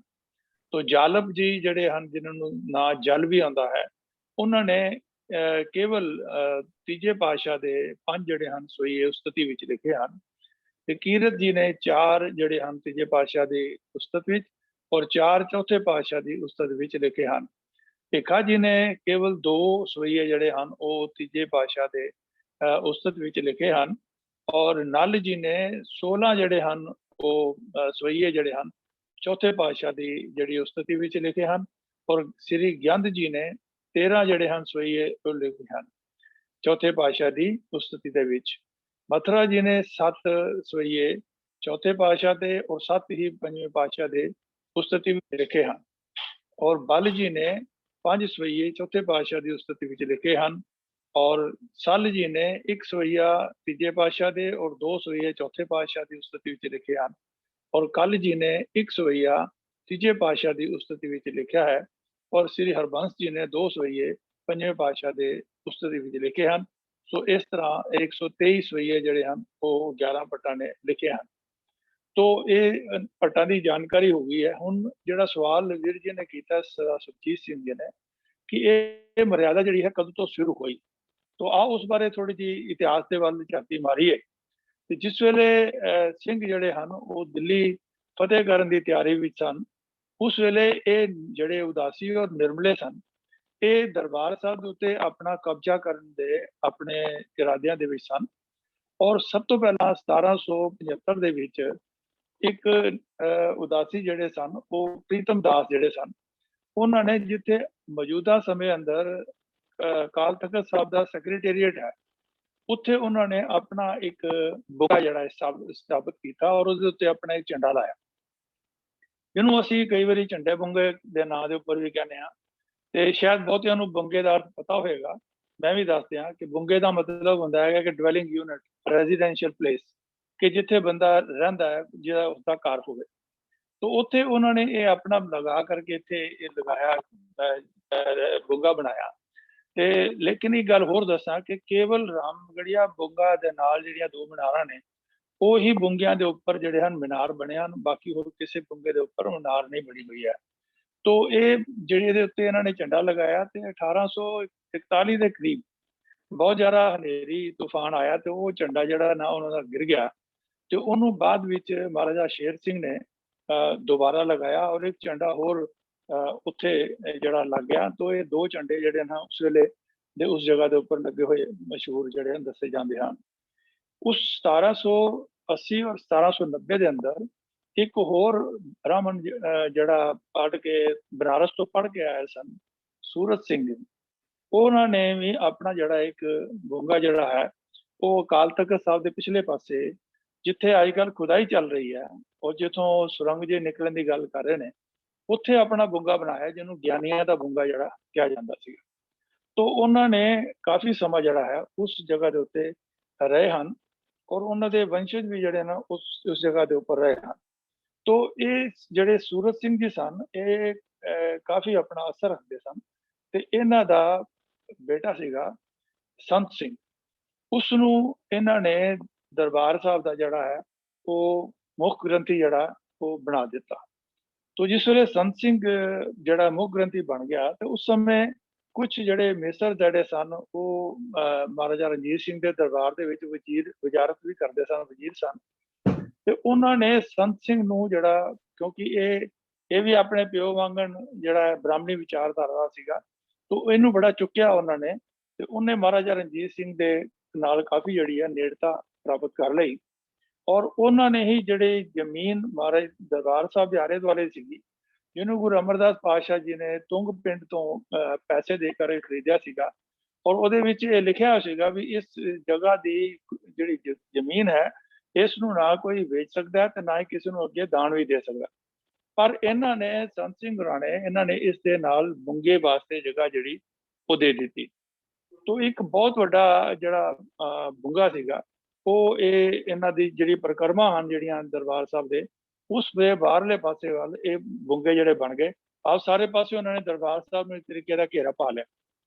ਤੇ ਉਸ ਵੇਲੇ ਉਹਨਾਂ ਨੇ ਇੱਕ ਜਿਹੜੀ ਬ੍ਰਾਹਮਣ ਰਾਜਾ ਤੇਜਾ ਸਿੰਘ ਸੀਗਾ, ਉਹ ਰਣਜੀਤ ਸਿੰਘ ਜੀ ਦਾ ਕਮਾਂਡਰ ਇਨ ਚੀਫ ਸੀਗਾ, ਉਸ ਨੂੰ ਦਰਬਾਰ ਸਾਹਿਬ ਦੀ ਜਿਹੜੀ ਹੈ ਉਹ ਇੱਕ ਕਮੇਟੀ ਬਣਾ ਕਰਕੇ, ਜਿਹਨੂੰ ਅਸੀਂ ਕਹਿ ਸਕਦੇ ਹਾਂ ਕਿ ਦਸਤੂਰੇ ਅਮਲ, ਕਿ ਉਹਦੇ ਅੰਦਰ ਕਿਸ ਤਰ੍ਹਾਂ ਅਮਲ ਹੋਣਾ ਚਾਹੀਦਾ ਹੈ, ਉਹ ਇੱਕ ਕਮੇਟੀ ਬਣਾ ਦਿੱਤੀ ਤੇ ਉਹ ਰੋਹ ਰੀਤ ਬਣਾ ਦਿੱਤੀ।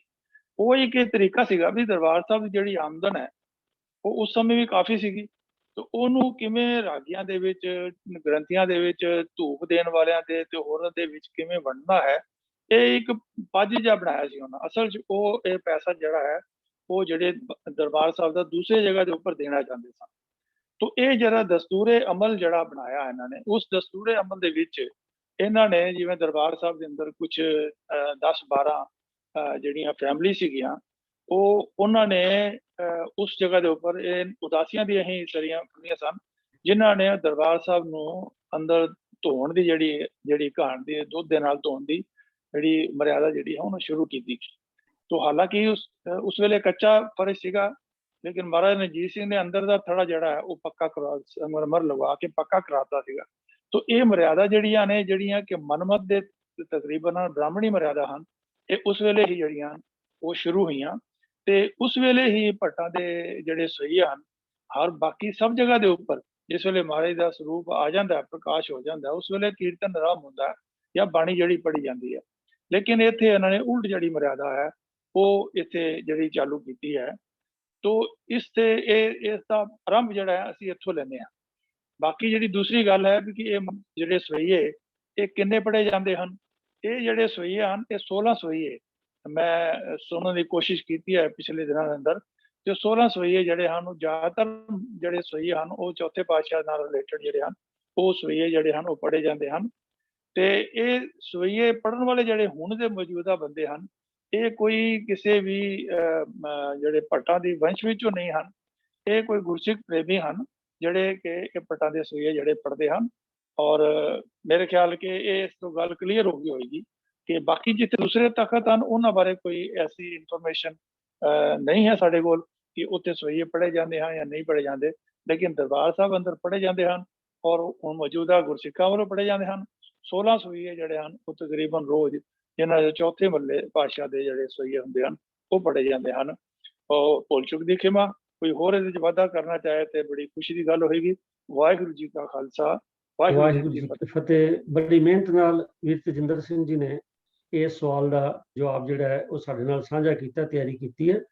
ਅਸਲ 'ਚ ਗੱਲ ਇਹ ਹੈ, ਇਤਿਹਾਸ ਜਿਹੜਾ ਹੈ ਉਹ ਦੱਸਣਾ, ਜਿਹੜਾ ਵੀ ਇਤਿਹਾਸ ਸੁਣਾਉਂਦਾ ਉਹਨੂੰ ਇੱਕ ਬੜਾ ਬਰੀਕ ਛਾਨਣਾ ਲਾਉਣਾ ਪੈਂਦਾ, ਕਿਉਂਕਿ ਇਤਿਹਾਸ ਦਾ ਪਤਾ ਨਹੀਂ ਹੁੰਦਾ ਵੀ ਇਹਦੇ 'ਚ ਕਿਹਨੇ ਕੀ ਲਿਖਤਾ, ਕਿਹਨੇ ਕੀ ਲਿਖਤਾ।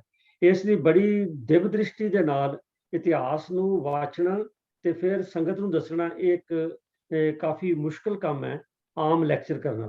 ਤੇ ਇਸ ਲਈ ਵੀਰ ਤੇਜਿੰਦਰ ਸਿੰਘ ਆਪ ਜੀ ਦਾ ਧੰਨਵਾਦ। ਵੀਰ ਜੀ ਨੇ ਸਿਰਫ ਇਹ ਨਹੀਂ ਦੱਸਿਆ, ਇਹ ਪੂਰੀ ਬੈਕਗਰਾਊਂਡ ਹੀ ਸਾਨੂੰ ਦੱਸੀ, ਹਿਸਟੋਰੀਕਲ ਬੈਕਗਰਾਊਂਡ, ਫਿਰ ਸਵਈਆਂ ਦੀ ਗਿਣਤੀ ਕਿੰਨੀ ਜਿਹੜੇ ਪੜ੍ਹੇ ਜਾਂਦੇ ਨੇ, ਨਾਲ ਹੀ ਜਿਹੜੇ ਸਵਾਲ ਸੀਗੇ ਕਿ ਆ ਉਹਨਾਂ ਦੀ ਕੁੱਲ ਚੋਂ ਕਿ ਨਹੀਂ ਅੱਜ ਕੱਲ੍ਹ ਗੁਰਸਿੱਖ ਪੜ੍ਹਦੇ ਨੇ। ਤੇ ਸਾਰੀਆਂ ਗੱਲਾਂ ਵੀਰ ਜੀ ਨੇ ਬੜੀਆਂ ਖੋਲ ਕੇ ਦੱਸੀਆਂ ਨੇ। ਬਹੁਤ ਬਹੁਤ ਧੰਨਵਾਦ ਤੇਜਿੰਦਰ ਸਿੰਘ ਜੀ। ਤੋ ਸਾਧ ਸੰਗਤ ਜੀ, ਅਗਲਾ ਸਵਾਲ ਆਪਾਂ ਕਰਦੇ ਹਾਂ।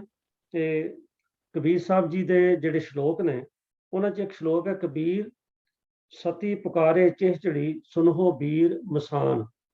ਤੋ ਡਾਕਟਰ ਸੁਰਿੰਦਰ ਸਿੰਘ ਜੀ ਉਹਨਾਂ ਨੇ ਇਹ ਸਵਾਲ ਭੇਜਿਆ। ਉਹ ਕਹਿੰਦੇ ਨੇ ਵੀ ਇਸ ਸਵਈਆ, ਇਹ ਸਵਈਆ ਨੰਬਰ 85 ਹੈ ਜੀ। ਉਹ ਕਹਿਣ ਲੱਗੇ ਵੀ ਇਹਦੇ ਅਰਥ ਭਾਵ ਜਿਹੜੇ ਨੇ ਉਹ ਦੱਸੋ। ਮੈਂ ਬੇਨਤੀ ਕਰਨ ਲੱਗਾ ਵੀਰ MP ਸਿੰਘ ਜੀ ਨੂੰ ਵੀ ਉਹ ਕਿਰਪਾ ਕਰਕੇ ਇਹਦੇ ਅਰਥ ਭਾਵ ਦੱਸਣਗੇ। ਮੈਂ ਬੇਨਤੀ ਕਰਦੇ ਹਾਂ MP ਸਿੰਘ ਜੀ ਦੇ ਦੱਸਣ ਤੋਂ ਪਹਿਲਾਂ ਕਿ ਜੇ ਕਿਸੇ ਨੇ ਕੋਈ ਸਵਾਲ ਕਰਨਾ ਤਾਂ ਜਿਸ ਵੇਲੇ 9:50 ਤੋਂ ਆਪਾਂ ਸਵਾਲ ਜਵਾਬ ਲਵਾਂਗੇ ਜੀ। ਤੋ ਬੇਨਤੀ ਹੈ ਕਿ ਜਿਨ੍ਹਾਂ ਦੇ ਸਵਾਲ ਨੇ ਉਹ ਕਿਰਪਾ ਕਰਕੇ ਹੁਣ हैंड बेशक ना रेज करन, तो उस ਵੇਲੇ ਬੇਨਤੀ ਕਰਾਂਗੇ ਉਸ ਵੇਲੇ हैंड रेज करना जी। धन्यवाद। आओ जी MP सिंह जी ਇਹਦਾ उत्तर ਦਿਓ। ਵਾਹਿਗੁਰੂ ਜੀ ਕਾ ਖਾਲਸਾ ਵਾਹਿਗੁਰੂ ਵਾਹਿਗੁਰੂ ਜੀ ਕੀ ਫਤਿਹ। ਆਪ ਜੀ ਦੀ ਸਕਰੀਨ ਤੇ ਸਾਹਮਣੇ ਕਬੀਰ ਸਾਹਿਬ ਦੇ ਸ਼ਲੋਕ ਨੰਬਰ 83 ਤੋਂ ਲੈ ਕੇ 86 ਤੱਕ ਡਿਸਪਲੇ ਹੋ ਰਹੇ ਹਨ।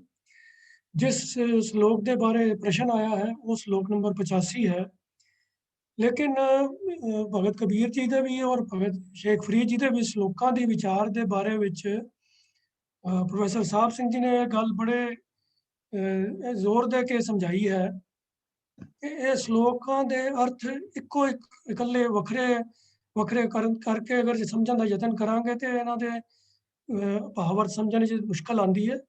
ये बहुत सारे श्लोक जोड़े हैं लड़ीवार एक सब्जैक्ट दे नाल संबंध रखते हैं। तो जो भी कोई श्लोक के अर्थ करने होण तो वो तो पहला या पिछों वाले श्लोकों का भी ध्यान रख लेना चाहिए है, क्योंकि कई बार एक कोई सब्जैक्ट कंटिन्यूस चल रहा होंदा है। जिवें एक कबीर जी के श्लोकों में भी एक श्लोक आता है, कबीर रोड़ा होए रो बाट का तजमन का महान ऐसा तेरा दास होए, जिस तरह अगों तो ना लड़ी में 3-4 श्लोक होर है तो एक ही सब्जैक्ट उत्ते कंटिन्यूस चलते हैं। फिर अखीर ते जाके गल इत्थे निबेड़ते हैं कि हर जन ऐसा चाहिए जैसा हर ही होए। तो 4 श्लोक इकट्ठे ही पढ़ने पैणगे। ये वाला जो श्लोक है 85 नंबर, ਇਹਦਾ भी जो सब्जैक्ट है ये एक्चुअली श्लोक नंबर 83 तो ही आरंभ हो जाता है। तो इस करके संखेप जी विचार इन्हां 83 और 84 नंबर श्लोक की भी पहला करके उस तो बाद असी इस श्लोक 85 का अर्थ समझने का यतन करांगे। श्लोक नंबर 83 कबीर जी कहते हैं कि कबीर ऐसा को नहीं मंदिर दे जराए, पांचों लड़के मार के रह राम लियो लाए। कबीर जी की बाणी दे विच बहुत बारी ऐसी शब्दावली वरती जाती है जिन्हों पढ़ के पहला तो एक बार बंदा झटका खा जाता है, ये गल की हो रही है, ये तो बड़ी अजीबो-अजीब गल हो रही है, अजीब गरीब है। इस श्लोक दे विच भी हुण लफज इहो जिहे आंदे हैं कि भी सुन के एक बारी बंदा हिल जाता है भी पांचों लड़के मार के रह राम लियो लाए, कि भी रब नाल लिव लानी है तो पंजों लड़के मार छड्डे। जिहड़ा सुनेगा गृहस्थी बंदा वो तो एक बारी हिल जाएगा भी ये तो कबीर जी के शायद 5 बेटे सीगे ते वो गल कर रहे हैं मैं पंजों बेटियां नूं मार के ते तां मैं रब नाल लिव लाई है। तो ये हुंदा की है कि कबीर जी का ये स्टाइल है वो शब्दावली इस तरीके की वरतते हैं कि जिहड़े आखिरी अर्थ वो कुछ होर हुंदे हैं पर भाव अर्थ कुछ डिफरेंट हुंदा है। तो इस करके इत्थे अंतरीव भाव नूं समझना बहुत जरूरी है। तो इत्थे जिहड़ी गल शुरू की उन्होंने कबीर ऐसा को नहीं मंदिर दे जराए। हुण मंदिर दे जराए, मंदिर तो भी कोई यही समझेगा भी अपना घर की गल कर रहे हैं या किसी मंदिर नूं साड़न की गल कर रहे हैं, तो ऐसा नहीं हो रहा। इत्थे जो मंदिर लफज तो भाव अर्थ है उन्हां दा इशारा है इस शरीर रूपी मंदिर का। बाणी दे विच होर भी अनेका जगह ते गुरबाणी गुरु साहिबान की बाणी च भी इस मनुखी शरीर नूं एक मंदिर दे नाल तुलना दिती गई है। किसी किसी जगह ते गुरबाणी च हरमंदिर भी आख्या गया है इस शरीर नूं। तो कहण तो भाव सिर्फ यह है क्योंकि मंदिर वो हुंदा है जिहदे विच किसी पूजनयोग हस्ती नूं स्थापित किया जाता है। तो इस मनुखी शरीर के अंदर परमात्मा की जोत स्थापित है, प्रभु परमात्मा ने आप अपनी जोत टिकाई है। तो इस पक्ष तो ये जो मनुखा शरीर है यह भी मंदिर की न्याई है। तो कबीर जी ने मंदिर लफज मनुखी शरीर वास्ते वरत्या है। तो हुण जे मनुखी शरीर वास्ते वरत्या तो भला कि मनुखी शरीर नूं साड़न की गल कर रहे हैं? नहीं, इत्थे जराए लफज जिहड़ा है भावें उहदा आखिरी अर्थ ते साड़ना ही है, पर जो भाव अर्थ है वो ये है कि इस शरीर के नाल जो बंदा मोह पा लैंदा है उस मोह नूं साड़ना है। मोह क्यों किवें पै जांदा है भी कोई भी इंसान है, हर इंसान की ये ख्वाहिश हुंदी है कि भी मैं लंबी उम्र तक जींदा रवां। तो जिन्नी भी उम्र हुंदी है बंदा होर चाहता जे होर मैं जी लवां। तो मौत नूं कोई भी वेलकम नहीं करना चाहता, सारे ही मौत तो बल्कि घबराते हैं, डरते हैं, लंबी तो लंबी जिंदगी जिउणी चाहते हैं। तो ये एक तरीके नाल उन्हां दे अपने शरीर नाल मोह पै जांदा है ये शरीर जिहड़ा मेरा हमेशा हमेशा वास्ते कायम रहे। फिर इस इन्ना ही नहीं कि कायम रहे बल्कि ये शरीर मेरा सुंदर भी लगे, लोग इनू एप्रीशिएट करन कि मैं दूजा दुनिया की नज़रां च सोहना नज़र आवां। तो इस शरीरक मोह तो ਜਿਹੜਾ ਹੈ ਕਬੀਰ ਸਾਹਿਬ ਜੀ ਪ੍ਰੇਰਨਾ ਕਰ ਰਹੇ ਹਨ ਕਿ ਉਹਦੇ ਵਿੱਚ ਬੰਦਾ ਆਪਣੇ ਆਪ ਨੂੰ ਖਚਤ ਨਾ ਕਰ ਲਵੇ। ਤੇ ਫਿਰ ਨਿਰਾ ਸਰੀਰਕ ਮੋਹ ਹੀ ਨਹੀਂ ਹੈ ਕਿ ਸਿਰਫ ਸੁੰਦਰ ਲੱਗਣਾ, ਫਿਰ ਸਰੀਰ ਦੇ ਰਸਾਂ ਦੇ ਵਾਸਤੇ ਬੰਦਾ ਫਿਰ ਅਨੇਕਾਂ ਕਿਸਮ ਦੇ ਯਤਨ ਕਰਦਾ ਹੈ ਕਿ ਸਰੀਰ ਦੇ ਸਵਾਦਾਂ ਵਾਸਤੇ ਚਮੜੀ ਦਾ ਸਵਾਦ, ਅੱਖਾਂ ਦਾ ਸਵਾਦ, ਕੰਨਾਂ ਦਾ ਸਵਾਦ, ਭਾਵ ਹਰ ਜਿਹੜੇ ਸਾਡੇ ਗਿਆਨ ਇੰਦਰੀ, ਕਰਮ ਇੰਦਰੀ ਹਨ, ਉਹਨਾਂ ਦੇ ਰਸ ਜਿਹੜੇ ਹਨ ਉਹਨਾਂ ਨੂੰ ਭੋਗਣ ਵਾਸਤੇ ਬੰਦਾ ਬੜੇ ਸਾਰੇ ਯਤਨ ਕਰਦਾ ਹੈ। ਤੋ ਅੱਖਾਂ ਨੂੰ ਖੁਸ਼ੀ ਦੇਣ ਵਾਸਤੇ, ਰਸ ਦੇਣ ਵਾਸਤੇ ਕਈ ਤਰ੍ਹਾਂ ਦੇ ਨਜ਼ਾਰੇ, ਨਾਟਕ ਚੇਟਕ ਦੇਖਦਾ ਹੈ। ਕੰਨਾਂ ਦੇ ਵਾਸਤੇ ਗੀਤ ਸੁਣਦਾ ਹੈ ਜਾਂ ਹੋਰ ਵੀ ਕਈ ਤਰ੍ਹਾਂ ਦੀਆਂ ਗੱਲਾਂ ਨਿੰਦਾ ਚੁਗਲੀ ਕਰਕੇ ਸੁਣਦਾ ਹੈ। ਜ਼ਬਾਨ ਤੋਂ ਵੀ, ਜ਼ਬਾਨ ਦੇ ਰਸ ਖਾਣ ਪੀਣ ਦੇ ਵੀ ਬਹੁਤ ਸਾਰੇ ਇਨਸਾਨ ਲੈਂਦੇ ਹਨ। ਤੋ ਇਹ ਸਾਰੇ ਸਰੀਰਕ ਮੋਹ, ਸਰੀਰਕ ਰਸਾਂ ਕਸਾਂ ਦੇ ਵਿੱਚ ਬੰਦੇ ਦੀ ਜਿਹੜੀ ਸੁਰਤੀ ਹੈ ਉਹ ਜੁੜੀ ਰਹਿੰਦੀ ਹੈ। ਤੇ ਜਿਹਦੀ ਸੁਰਤ ਇਹਨਾਂ ਸਵਾਦਾਂ ਦੇ ਵਿੱਚ, ਇਹਨਾਂ ਰਸਾਂ ਦੇ ਵਿੱਚ ਜੁੜੀ ਰਹੇਗੀ, ਉਸ ਜਗ੍ਹਾ ਦੇ ਉੱਤੇ ਫਿਰ ਰਾਮ ਦਾ ਰਸ ਆਉਣਾ ਉਹ ਬੜਾ ਔਖਾ ਜਿਹਾ ਹੋ ਜਾਂਦਾ ਹੈ। ਜਿਵੇਂ ਗੁਰਬਾਣੀ 'ਚ ਹੋਰ ਵੀ ਪੰਕਤੀ ਆਉਂਦੀ ਹੈ ਕਿ ਬਈ ਰਸ ਸੋਇਨਾ ਰਸ ਰੂਪਾ ਕਾਮਨ ਰਸ ਪਰਮਲ ਕੀ ਵਾਸ, ਤੇ ਹੋਰ ਇਸ ਤਰ੍ਹਾਂ ਹੋਰ ਅੱਗੇ ਬਿਆਨ ਕਰਕੇ ਅਖੀਰ ਤੇ ਕਹਿੰਦੇ ਹਨ ਕਿ ਇਹਤੇ ਰਸ ਸਰੀਰ ਕੇ ਕਹਿ ਘਟ ਨਾਮ ਨਿਵਾਸ। ਤੇ ਜਿਹੜਾ ਸਰੀਰ ਇਹਨਾਂ ਰਸਾਂ ਕਸਾਂ ਦੇ ਵਿੱਚ ਹੀ ਖਚਤ ਹੋਇਆ ਹੈ, ਉਹਦੇ ਵਿੱਚ ਫਿਰ ਨਾਮ ਦਾ ਨਿਵਾਸ ਕਿੱਥੇ ਹੋਏਗਾ? ਸਾਰੀ ਸੁਰਤ, ਸਾਰੀ ਅਟੈਂਸ਼ਨ ਤਾਂ ਸਰੀਰਕ ਰਸਾਂ ਕਸਾਂ ਦੇ ਵਿੱਚ ਜੁੜੀ ਹੋਈ ਹੈ। ਉਹ ਰੱਬ ਦੇ ਨਾਮ ਵਾਸਤੇ, ਉਹ ਰਸ ਮਾਨਣ ਵਾਸਤੇ ਤਾਂ ਧਿਆਨ ਹੀ ਨਹੀਂ ਰਹੇਗਾ, ਉਹਦੇ ਵਾਸਤੇ ਕੋਈ ਓਪਰਚੁਨਿਟੀ ਬਚੇਗੀ ਨਹੀਂ। ਤੋ ਉਸ ਪੰਕਤੀ ਵਿੱਚ ਵੀ ਗੱਲ ਕੀਤੀ ਗਈ ਹੈ ਕਿ ਦੁਨਿਆਵੀ ਸਰੀਰਕ ਰਸਾਂ ਨੂੰ ਜ਼ਿਆਦਾ ਅਟੈਂਸ਼ਨ ਨਾ ਦੇ ਕੇ ਪ੍ਰਭੂ ਦੇ ਨਾਮ ਦੇ ਨਾਲ ਰਸ ਮਾਨਣ ਦਾ ਯਤਨ ਕਰਨਾ ਚਾਹੀਦਾ ਹੈ। ਤੋ ਇਸ ਸ਼ਲੋਕ ਦੇ ਅੰਦਰ ਵੀ ਜਿਹੜਾ ਹੁਣ ਲਫ਼ਜ਼ ਆਏ ਨੇ, ਮੰਦਰ 'ਚ ਆਇਆ ਹੈ ਸਰੀਰ ਵਾਸਤੇ, ਜਰਾਏ ਤੋਂ ਭਾਵ ਹੈ ਉਸ ਸਰੀਰ ਦੇ ਮੋਹ ਨੂੰ ਸਾੜਨਾ। ਤੇ ਜਿਹੜੇ ਪੰਜੋ ਲੜਕੇ ਦੀ ਗੱਲ ਆਈ ਹੈ ਉਹ ਆਈ ਹੈ ਪੰਜ ਜਿਹੜੇ ਵਿਕਾਰ ਹਨ, ਜਿਨ੍ਹਾਂ ਵਿਕਾਰਾਂ ਦੇ ਅਧੀਨ ਇਨਸਾਨ ਸਰੀਰਕ ਰਸਾਂ ਦੇ ਵਿੱਚ ਔਰ ਮਾਇਆ ਦੇ ਰਸਾਂ ਦੇ ਵਿੱਚ ਖਚਤ ਰਹਿੰਦਾ ਹੈ। ਤੋ ਭਾਵ ਅਰਥ ਨੂੰ ਪਹਿਲਾਂ ਸਪਸ਼ਟ ਕਰਕੇ ਫਿਰ ਇਸ ਸ਼ਲੋਕ ਦੇ ਅਰਥ ਜਿਹੜੇ ਹਨ ਉਹ ਸਮਝ ਆਉਂਦੇ ਹਨ ਕਿ ਭਾਵੇਂ ਬੰਦਾ ਜਿਹੜਾ ਚਾਹੁੰਦਾ ਤਾਂ ਹੋਏ ਕਿ ਮੈਂ ਪ੍ਰਭੂ ਦੀ ਸਿਫਤ ਸਲਾਹ ਕਰਾਂ, ਪ੍ਰਭੂ ਦੇ ਨਾਮ ਦੇ ਨਾਲ ਜੁੜਾਂ, ਪਰ ਜਦ ਤੱਕ ਉਹਦਾ ਧਿਆਨ ਸਾਰਾ ਸਰੀਰਕ ਰਸਾਂ ਕਸਾਂ ਦੇ ਵਿੱਚ ਖਚਤ ਰਹਿੰਦਾ ਹੈ, ਜੇ ਉਹ ਐਸੇ ਹੀ ਸਾਰੇ ਰਸਾਂ ਨੂੰ ਮਾਨਣ ਦੇ ਵਾਸਤੇ ਆਪਣੇ ਸਾਰੇ ਯਤਨ ਕਰਦਾ ਰਹਿੰਦਾ ਹੈ, ਸਾਰਾ ਧਿਆਨ ਉਸ ਪਾਸੇ ਹੀ ਦਿੰਦਾ ਰਹਿੰਦਾ ਹੈ, ਤਾਂ ਫਿਰ ਪ੍ਰਭੂ ਨਾਲ ਲਿਵ ਲਗਾਣੀ ਔਖੀ ਹੋ ਜਾਂਦੀ ਹੈ। तो कबीर जी कहते हैं ऐसा कोई विरला ही है, ऐसा को नहीं तो भाव है कि कोई विरला ही है जिहड़ा ये शरीरक मोह नूं साड़ दिंदा है। कबीर ऐसा को नहीं मंदर दे जराए, जिहड़ा अपने शरीरक मोह नूं साड़ देवे, भाव अपने ध्यान नूं, अपनी सुरत नूं शरीरक मोह तो उच्चा चुक लवे ਅਤੇ पांचों लड़के मार के, ये पांचों काम क्रोध लोभ मोह अहंकार वर्गे जिहड़े विकार अंदर ਉਹਦੇ हावी होए हुए ਹਨ, ਇਹਨਾਂ ਨੂੰ ਮਾਰ ਕੇ, ਇਹਨਾਂ ਤੇ ਕਾਬੂ ਪਾ ਕੇ ਰਹਿ ਰਾਮ ਲਿਓ ਲਾਏ, ਉਹ ਆਪਣੀ ਲਿਵ ਪ੍ਰਮਾਤਮਾ ਦੇ ਨਾਮ ਦੇ ਨਾਲ ਜੋੜ ਲਵੇ। ਅਗਲੇ ਸ਼ਲੋਕ ਦੇ ਵਿੱਚ ਫਿਰ ਹੁਣ ਇਸੇ ਤਰ੍ਹਾਂ ਦਾ ਹੀ ਆਈਡੀਆ ਹੈ ਜਿਹੜਾ ਅੱਗੇ ਸਮਝਾ ਰਹੇ ਹਨ। ਕਬੀਰ ਐਸਾ ਕੋ ਨਹੀਂ ਇਹ ਤਨ ਦੇਵੇ ਫੂਕ, ਅੰਧਾ ਲੋਗ ਨਾ ਜਾਣਈ ਰਹਿਓ ਕਬੀਰਾ ਕੂਕ। ਹੁਣ ਇੱਥੇ ਵੀ ਜੇ ਅਖਰੀ ਅਰਥ ਕਰੀਏ ਸਿਰਫ ਤਾਂ ਫਿਰ ਬੜੀ ਹੈਰਾਨ ਕਰ ਦੇਣ ਵਾਲੀ ਗੱਲ ਆ ਜਾਂਦੀ ਹੈ। ਕਬੀਰ ਜੀ ਕਹਿ ਰਹੇ ਹਨ ਕਿ ਕੋਈ ਐਸਾ ਹੈ ਹੀ ਨਹੀਂ ਜਿਹੜਾ ਆਪਣੇ ਸਰੀਰ ਨੂੰ ਸਾੜ ਦੇਵੇ, ਫੂਕ ਦੇਵੇ, ਸਰੀਰ ਨੂੰ ਸਾੜ ਦੇਵੇ। ਤੇ ਜਿਹੜੇ ਅੰਨੇ ਲੋਕ ਨੇ ਉਹ ਜਾਣਦੇ ਨਹੀਂ, ਤੇ ਮੈਂ ਤੇ ਪੁਕਾਰ ਕਰ ਕਰਕੇ ਕਹਿ ਰਿਹਾ ਹਾਂ ਬਈ ਇਹ ਕੰਮ ਕਰੋ। ਤੋ ਇੱਥੇ ਵੀ ਭਾਵ ਅਰਥ ਸਮਝਣ ਦੀ ਲੋੜ ਹੈ ਕਿ ਤਨ ਨੂੰ ਫੂਕਣਾ ਭਾਵ ਸਰੀਰਕ ਮੋਹ ਨੂੰ ਫੂਕਣਾ, ਸਰੀਰਕ ਮੋਹ ਨੂੰ ਆਪਣੇ ਅੰਦਰੋਂ ਕੱਢਣਾ, ਤਾਂ ਕਿ ਜਿਹੜੀ ਬੰਦੇ ਦੀ ਸੁਰਤ ਹੈ ਸਰੀਰ ਦੇ ਰਸਾਂ ਦੇ ਵਿੱਚ ਖਚਤ ਹੈ ਉਹਦੇ ਪਾਸੇ ਤੋਂ ਉੱਚੀ ਉੱਠ ਜਾਵੇ। ਤੇ ਅੰਧਾ ਵੀ ਕਬੀਰ ਜੀ ਨੇ ਬੰਦੇ ਨੂੰ ਇਸ ਕਰਕੇ ਆਖਿਆ ਹੈ ਕਿਉਂਕਿ ਮਾਇਆ ਦੇ ਸਵਾਦਾਂ ਦੇ ਵਿੱਚ ਵਿਕਾਰਾਂ ਦੇ ਅਧੀਨ ਹੋ ਕੇ ਇਨਸਾਨ ਪ੍ਰਭੂ ਦੇ ਗਿਆਨ ਵੱਲੋਂ ਅੰਨਾ ਹੋਇਆ ਰਹਿੰਦਾ ਹੈ, ਉਸ ਪਾਸੇ ਤੋਂ ਅਚੇਤ ਹੋ ਜਾਂਦਾ ਹੈ। ਪ੍ਰਭੂ ਦਾ ਗਿਆਨ ਉਹਦੇ ਅੰਦਰ ਰਹਿੰਦਾ ਨਹੀਂ ਹੈ, ਪ੍ਰਭੂ ਦੇ ਨਾਲ ਪਿਆਰ ਦਾ ਕੋਈ ਸੰਬੰਧ ਜੁੜਦਾ ਨਹੀਂ ਹੈ। ਤੋ ਇਸ ਕਰਕੇ ਕਬੀਰ ਨੇ ਲਫ਼ਜ਼ ਅੰਧਾ ਵਰਤਿਆ ਹੈ ਲੋਕਾਂ ਵਾਸਤੇ। ਤੋ ਕਬੀਰ ਜੀ ਕਹਿੰਦੇ ਹਨ ਵੀ ਐਸਾ ਵੀ ਕੋਈ ਵਿਰਲਾ ਹੀ ਮਿਲਦਾ ਹੈ ਜਿਹੜਾ ਸਰੀਰਕ ਮੋਹ ਨੂੰ ਸਾੜ ਦੇਵੇ, ਤੇ ਜਗਤ ਮੋਹ, ਸਾਰਾ ਜਗਤ ਜਿਹੜਾ ਹੈ ਉਹ ਇਸ ਮਾਇਆ ਦੇ ਔਰ ਵਿਕਾਰਾਂ ਦੇ ਮੋਹ ਦੇ ਵਿੱਚ ਇਤਨਾ ਖਚਤ ਹੋਇਆ ਹੈ ਕਿ ਉਹ ਇਸ ਗੱਲ ਨੂੰ ਉਹਨਾਂ ਨੂੰ ਧਿਆਨ ਹੀ ਨਹੀਂ ਆਉਂਦਾ, ਇਸ ਪਾਸੇ ਉਹਨਾਂ ਦੀ ਸੁਰਤ ਜਾਂਦੀ ਨਹੀਂ ਹੈ। ਭਾਵੇਂ ਕਬੀਰ ਕੂਕ ਪੁਕਾਰ ਕਰ ਕਰਕੇ ਉਹਨਾਂ ਨੂੰ ਇਹ ਗੱਲ ਸਮਝਾਉਣ ਦੀ ਕੋਸ਼ਿਸ਼ ਕਰ ਰਿਹਾ ਹੈ ਕਿ ਭਈ ਮਾਇਆ ਵਾਲੇ ਪਾਸਿਓਂ ਆਪਣੀ ਸੁਰਤ ਨੂੰ ਮੋੜ ਕੇ ਪ੍ਰਭੂ ਦੇ ਨਾਲ, ਰਾਮ ਦੇ ਨਾਲ ਲਿਵ ਲਗਾਓ।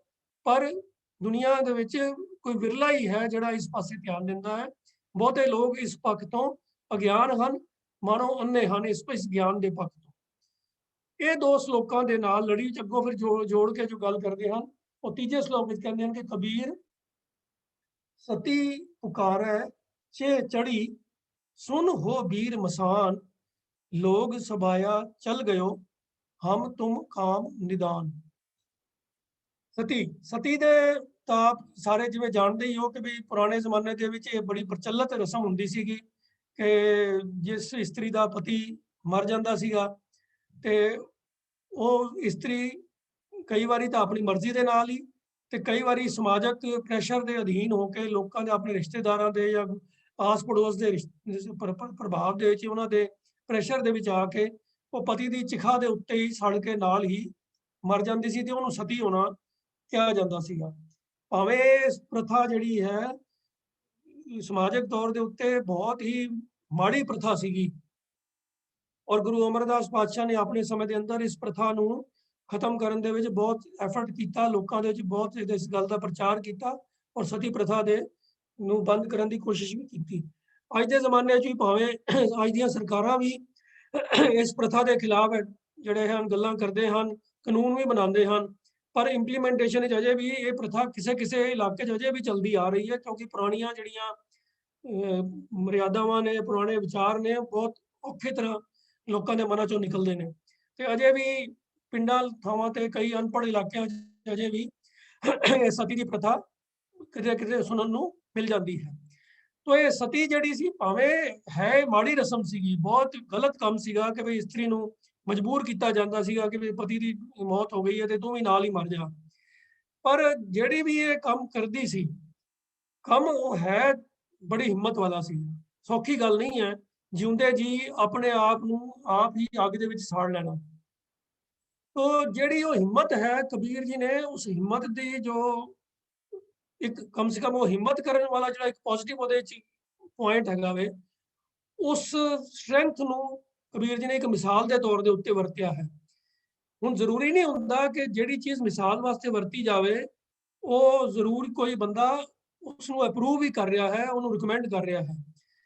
ਭਗਤ ਨਾਮਦੇਵ ਜੀ ਦੀ ਇੱਕ ਪੰਕਤੀ ਆਉਂਦੀ ਬਾਣੀ ਦੇ ਅੰਦਰ ਜਿੱਥੇ ਉਹ ਕਹਿੰਦੇ ਹਨ ਕਿ ਜੈਸੀ ਪਰ ਪੁਰਖਾ ਰਤ ਨਾਰੀ, ਐਸੀ ਨਾਮੇ ਪ੍ਰੀਤ ਮੁਰਾਰੀ।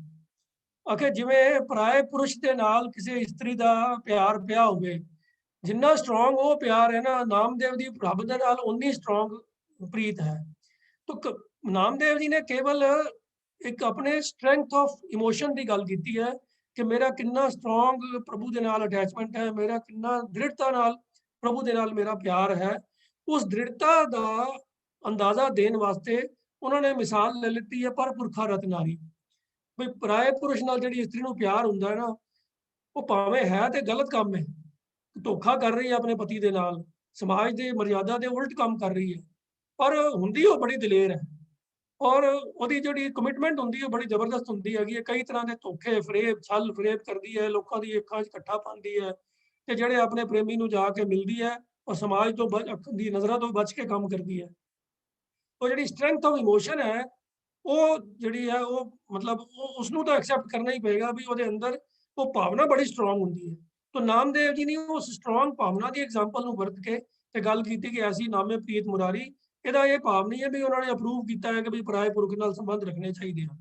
ਤਾਂ ਇਵੇਂ ਹੀ ਕਬੀਰ ਜੀ ਇੱਥੇ ਸਤੀ ਦੀ ਮਿਸਾਲ ਲੈ ਕੇ ਜਿਹੜੀ ਉਹਦੀ ਦ੍ਰਿੜਤਾ ਹੁੰਦੀ ਹੈ, ਜਿਹੜੀ ਉਹਦੀ ਦਲੇਰੀ ਹੁੰਦੀ ਹੈ, ਜਿਸ ਦੇ ਨਾਲ ਉਹ ਆਪਣੇ ਆਪ ਨੂੰ ਪਤੀ ਦੀ ਮੌਤ ਦੇ ਬਾਅਦ ਆਪਣੇ ਆਪ ਨੂੰ ਚਿਖਾ ਦੇ ਵਿੱਚ ਸਾੜ ਕੇ ਕੁਰਬਾਨ ਕਰ ਰਹੀ ਹੈ। ਭਾਵੇਂ ਮਰਿਆਦਾ ਰਸਮ ਮਾੜੀ ਹੈ ਪਰ ਜੋ ਐਕਸ਼ਨ ਹੈ ਉਹਦੇ ਵਿੱਚ ਦਲੇਰੀ ਔਰ ਹਿੰਮਤ ਬਹੁਤ ਚਾਹੀਦੀ ਹੈ। ਤੋ ਉਹਦੀ ਮਿਸਾਲ ਲੈ ਕੇ ਕਬੀਰ ਜੀ ਕਹਿੰਦੇ ਹਨ ਕਿ ਕਬੀਰ ਸਤੀ ਪੁਕਾਰੈ ਚੇਹ ਚੜੀ, ਸੁਨ ਹੋ ਬੀਰ ਮਸਾਨ। ਕਿ ਬਈ ਚੇਹ ਚੜੀ ਮਤਲਬ ਚਿਖਾ ਤੇ ਚੜ ਕੇ ਤੇ ਹੁਣ ਪਤੀ ਤਾਂ ਚਲਾਣਾ ਕਰ ਗਿਆ ਤੇ ਉਹਨੇ ਫੈਸਲਾ ਕਰ ਲਿਆ ਵੀ ਮੈਂ ਤਾਂ ਹੁਣ ਆਪਣੇ ਆਪ ਨੂੰ ਨਾਲ ਹੀ ਸਾੜ ਦੇਣਾ ਹੈਗਾ ਕਿਉਂਕਿ ਉਹਦੇ ਬਗੈਰ ਮੇਰਾ ਜੀਵਨ ਹੁਣ ਮੇਰੇ ਵਾਸਤੇ ਸਹਾਰਨਯੋਗ ਨਹੀਂ ਹੈ। ਤਾਂ ਉਹ ਚਿਖਾ ਤੇ ਚੜ ਕੇ ਤੇ ਉਹ ਮਸਾਨ ਨੂੰ, ਉਸ ਸ਼ਮਸ਼ਾਨ ਘਾਟ ਨੂੰ ਉਹ ਇੱਕ ਆਪਣੇ ਭਰਾ ਵਾਂਗ ਮੰਨ ਕੇ ਸੰਬੋਧਨ ਕਰਦੀ ਹੈ ਕਿ ਬਈ ਜਦੋਂ ਹੁਣ ਸਾਰਾ ਸਮਾਜ ਜਿਹੜਾ ਹੈ ਮੇਰੇ ਕੰਮ ਆਉਣ ਤੋਂ ਜਵਾਬ ਜਿਵੇਂ ਦੇ ਗਿਆ ਹੈ, ਬਈ ਸਮਾਜ ਦੇ ਵਿੱਚ ਹੁੰਦਾ ਕਿਉਂ ਸੀ, ਕਿਉਂ ਸਤੀ ਦੀ ਪ੍ਰਥਾ ਚੱਲਦੀ ਕਿਉਂ ਸੀ ਕਿ ਬਈ ਪਤੀ ਦੀ ਜ਼ਿੰਮੇਵਾਰੀ ਹੁੰਦੀ ਸੀ ਕਿ ਪਤਨੀ ਦੀ ਸਾਂਭ ਸੰਭਾਲ, ਉਹਦੇ ਜੀਵਨ ਦੇ ਜਿੰਨੇ ਵੀ ਖਰਚੇ ਨੇ, ਜੋ ਹੋਰ ਉਹਨੂੰ ਸਾਧਨ ਚਾਹੀਦੇ ਨੇ, ਉਹ ਪ੍ਰੋਵਾਈਡ ਕਰਨੇ ਪਤੀ ਦੀ ਜ਼ਿੰਮੇਵਾਰੀ ਹੁੰਦੀ ਸੀ। ਉਹ ਜ਼ਮਾਨਾ ਨਹੀਂ ਸੀ ਜਦੋਂ ਇਸਤਰੀਆਂ ਕੋਈ ਘਰੋਂ ਬਾਹਰ ਜਾ ਕੇ ਨੌਕਰੀਆਂ ਜਾਂ ਕੋਈ ਕੰਮ-ਕੁਮ ਕਰਦੀਆਂ ਸਨ। ਔਰਤਾਂ ਦਾ ਕੰਮ ਹੁੰਦਾ ਸੀ ਸਿਰਫ ਘਰ ਦੇ ਚੁੱਲ੍ਹੇ ਚੌਂਕੇ ਦੀ ਸੰਭਾਲ ਕਰਨੀ, ਘਰ ਦੇ ਹੋਰ ਸਾਫ਼ ਸਫਾਈ ਦੇ ਕੰਮਾਂ ਨੂੰ ਦੇਖਣਾ, ਬੱਚੇ ਪਾਲਣੇ, ਇੰਨੇ ਹੀ ਕੰਮ ਹੁੰਦੇ ਸੀ ਉਸ ਜ਼ਮਾਨੇ ਦੇ ਅੰਦਰ। ਇਹ ਪ੍ਰਥਾ ਵੀ ਉਦੋਂ ਹੀ ਲਾਗੂ ਹੋਈ ਕਿ ਬਈ ਜਿਹੜੀ ਹੁਣ ਸਿਰਫ ਘਰ ਦਾ ਕੰਮ ਦੇਖਣ ਵਾਲੀ ਇਸਤਰੀ ਹੈ, ਉਹਨੂੰ ਰੁਪਇਆ ਪੈਸਾ ਕਮਾਉਣਾ ਤਾਂ ਆਉਂਦਾ ਨਹੀਂ ਹੈ, ਤੇ ਜੇ ਪਤੀ ਹੁਣ ਮਰ ਗਿਆ ਹੈ ਤੇ ਉਹਦਾ ਗੁਜ਼ਾਰਾ ਕਿਵੇਂ ਚੱਲੇਗਾ? ਸਮਾਜ ਦੇ ਆਸ-ਪਾਸ ਦੇ ਰਿਸ਼ਤੇਦਾਰ ਜਿਹੜੇ ਹਨ ਉਹ ਹੱਥ ਖੜੇ ਕਰ ਦੇਣ ਕਿ ਸਾਡਾ ਤੇ ਅਸੀਂ ਨਹੀਂ ਕਰ ਸਕਦੇ ਸਪੋਰਟ ਇਹਨੂੰ, ਤਾਂ ਉਹਦੇ ਵਾਸਤੇ ਫਿਰ ਗੁਜ਼ਾਰਾ ਨਹੀਂ ਸੀ ਰਹਿੰਦਾ ਵੀ ਤੂੰ ਵੀ ਨਾਲ ਹੀ ਮਰ ਜਾ। ਇਹ ਸਮਾਜਿਕ ਜਿਹੜੇ ਸੀ ਵਿਚਾਰ ਇਸ ਤਰੀਕੇ ਦਾ ਬਣਿਆ ਹੁੰਦਾ ਸੀ। ਉਹ ਸਤੀ ਵੀ ਰਿਅਲਾਈਜ਼ ਕਰਦੀ ਸੀ ਵੀ ਮੇਰੇ ਰਿਸ਼ਤੇਦਾਰ, ਸਮਾਜ ਦੇ ਬੰਦੇ ਮੇਰੀ ਹੈਲਪ ਤੋਂ ਸਭ ਨੇ ਹੱਥ ਖੜੇ ਕਰ ਦਿੱਤੇ ਹਨ ਕਿ ਕੋਈ ਮੇਰੇ ਸਪੋਰਟ ਵਾਸਤੇ ਨਹੀਂ ਆਇਆ। तो फिर वो पुकार कर दी है मसान नू अपना भरा मन के भी हुण तू मेरे काम आ रहा है। सती पुकारे चेह चढ़ी सुन हो वीर मसान, वीर पावे भरा मसान, तू मेरे भरा वाकन है, जेड़े भरा मैनू जिन्हां भरावां ने मैनू डोली ते चाढ़िया सीगा, अज वो भरा भी मेरे काम नहीं आ रहे, तू ही मेरा भरा बन के मेरे काम आया है। सारे समाज के लोग जिहड़े ने उन्होंने जवाब दे दिता मेरे कोई काम नहीं आया। अंत वेले हम तुम काम निदान, तू मेरे काम आ रहा, निदान का अर्थ है अंत नू, अंत नू तू मेरे काम आ रहा है कि तेरे तेरे सहारे ही मैं हुण ये उम्मीद कर सकती हाँ कि इस पति की चिखा ते सड़ के ते परलोक जाके मैं पति दे नाल मिलाप हासिल कर सकां। ये भी प्रचलित विश्वासां दे अधीन ही सीगा कि भी अगे परलोक में जाके ते उहनूं पति दा साथ मिलेगा। तो भावें ये भावनावां रीजन सारे बड़े मिसप्लेस सीगे, उन्हां च कोई वडियाई वाली गल नहीं है, पर जिहड़ी दलेरी और जिहड़ी दृढ़ता दे नाल वो इस्त्री सती हुंदी है, उस दृढ़ता नूं मिसाल लैके कबीर जी ने यह गल कीती है कि जिन्नी दृढ़ता उस सती दे विच है, उन्नी दृढ़ता दे नाल ही इंसान नूं अपने मन दे अंदरों विकारां नूं कढ के ते प्रभु दे नाल राम दे नाल लिव लानी चाहिदी है। जिहड़ा अपने शरीर दे नाल मोह पाया होया है, वो शरीर दे मोह नूं उवें ही छड्डना चाहिदा है जिवें सती अपने शरीर दे मोह नूं छड्ड दिंदी है। तो ओहदा फोकस है कि मैं अपनी पति का मिलाप हासिल करना है। तो इवें ही इंसान का फोकस होना चाहिए है कि मैं प्रभु के नाल लिव लानी है, प्रभु के नाल प्यार पाना है, तो शरीरक मोह नूं जिहड़ा है वो त्याग करना चाहिए है। उस त्याग की भावना के अंदर जो सती के शरीर के त्याग की भावना है, उन्होंने कंपैरिजन वास्ते कबीर जी ने इस श्लोक इस्तेमाल किया है। तो इतने ही जो है वचन प्रवान करने जी, जो कोई भुला हो गई हो तो वास्ते क्षमा करना। वाहिगुरू जी का खालसा वाहिगुरू जी की फतेह। कबीर साहब जी के श्लोक जिहड़े ने बड़े डूंघे भाव वाले हुंदे हन। तो जिस तरह मैदानी इलाके च रहिंदा कोई मनुख जिस वेले बहुत तपश दे दिन, गर्मी दे दिन च पहाड़ ते जांदा ते पहाड़ी चढ़नी तो थोड़ी औखी हुंदी है, पर उत्थे उपर जाके जो ठंड महसूस हुंदी है ਉਹਦੇ ਲਈ ਉਹ ਮਿਹਨਤ ਜਿਹੜੀ ਸਫਲ ਹੋ ਜਾਂਦੀ। ਇਸੇ ਤਰ੍ਹਾਂ ਇਹ ਜਿਹੜੇ ਗੁਰਬਾਣੀ ਹੈ ਉਹਦੇ ਭਾਵ ਸਮਝਣ ਲਈ ਸਾਨੂੰ ਮਿਹਨਤ ਦੀ ਲੋੜ ਹੈ, ਪਰ ਜਿਸ ਵੇਲੇ ਭਾਵ ਸਮਝ ਆਣਗੇ ਤੇ ਮਨ ਨੂੰ ਬਹੁਤ ਸ਼ਾਂਤੀ ਮਿਲੇਗੀ। ਵੀਰ ਐਮਪੀ ਸਿੰਘ ਜੀ ਨੇ ਬੜੇ ਸੁੰਦਰ ਤਰੀਕੇ ਨਾਲ ਔਰ ਇਹਦੇ ਨਾਲ ਲੱਗਦੇ ਜਿਹੜੇ ਦੋ ਸ਼ਲੋਕ ਨੇ ਪੂਰੇ ਗਰੁੱਪ ਦਾ ਜਿਹੜਾ ਭਾਵ ਬਣਦਾ ਉਹ ਸਾਨੂੰ ਸਮਝਾਇਆ। तो एमपी सिंह जी आप जी का बहुत बहुत धन्यवाद है।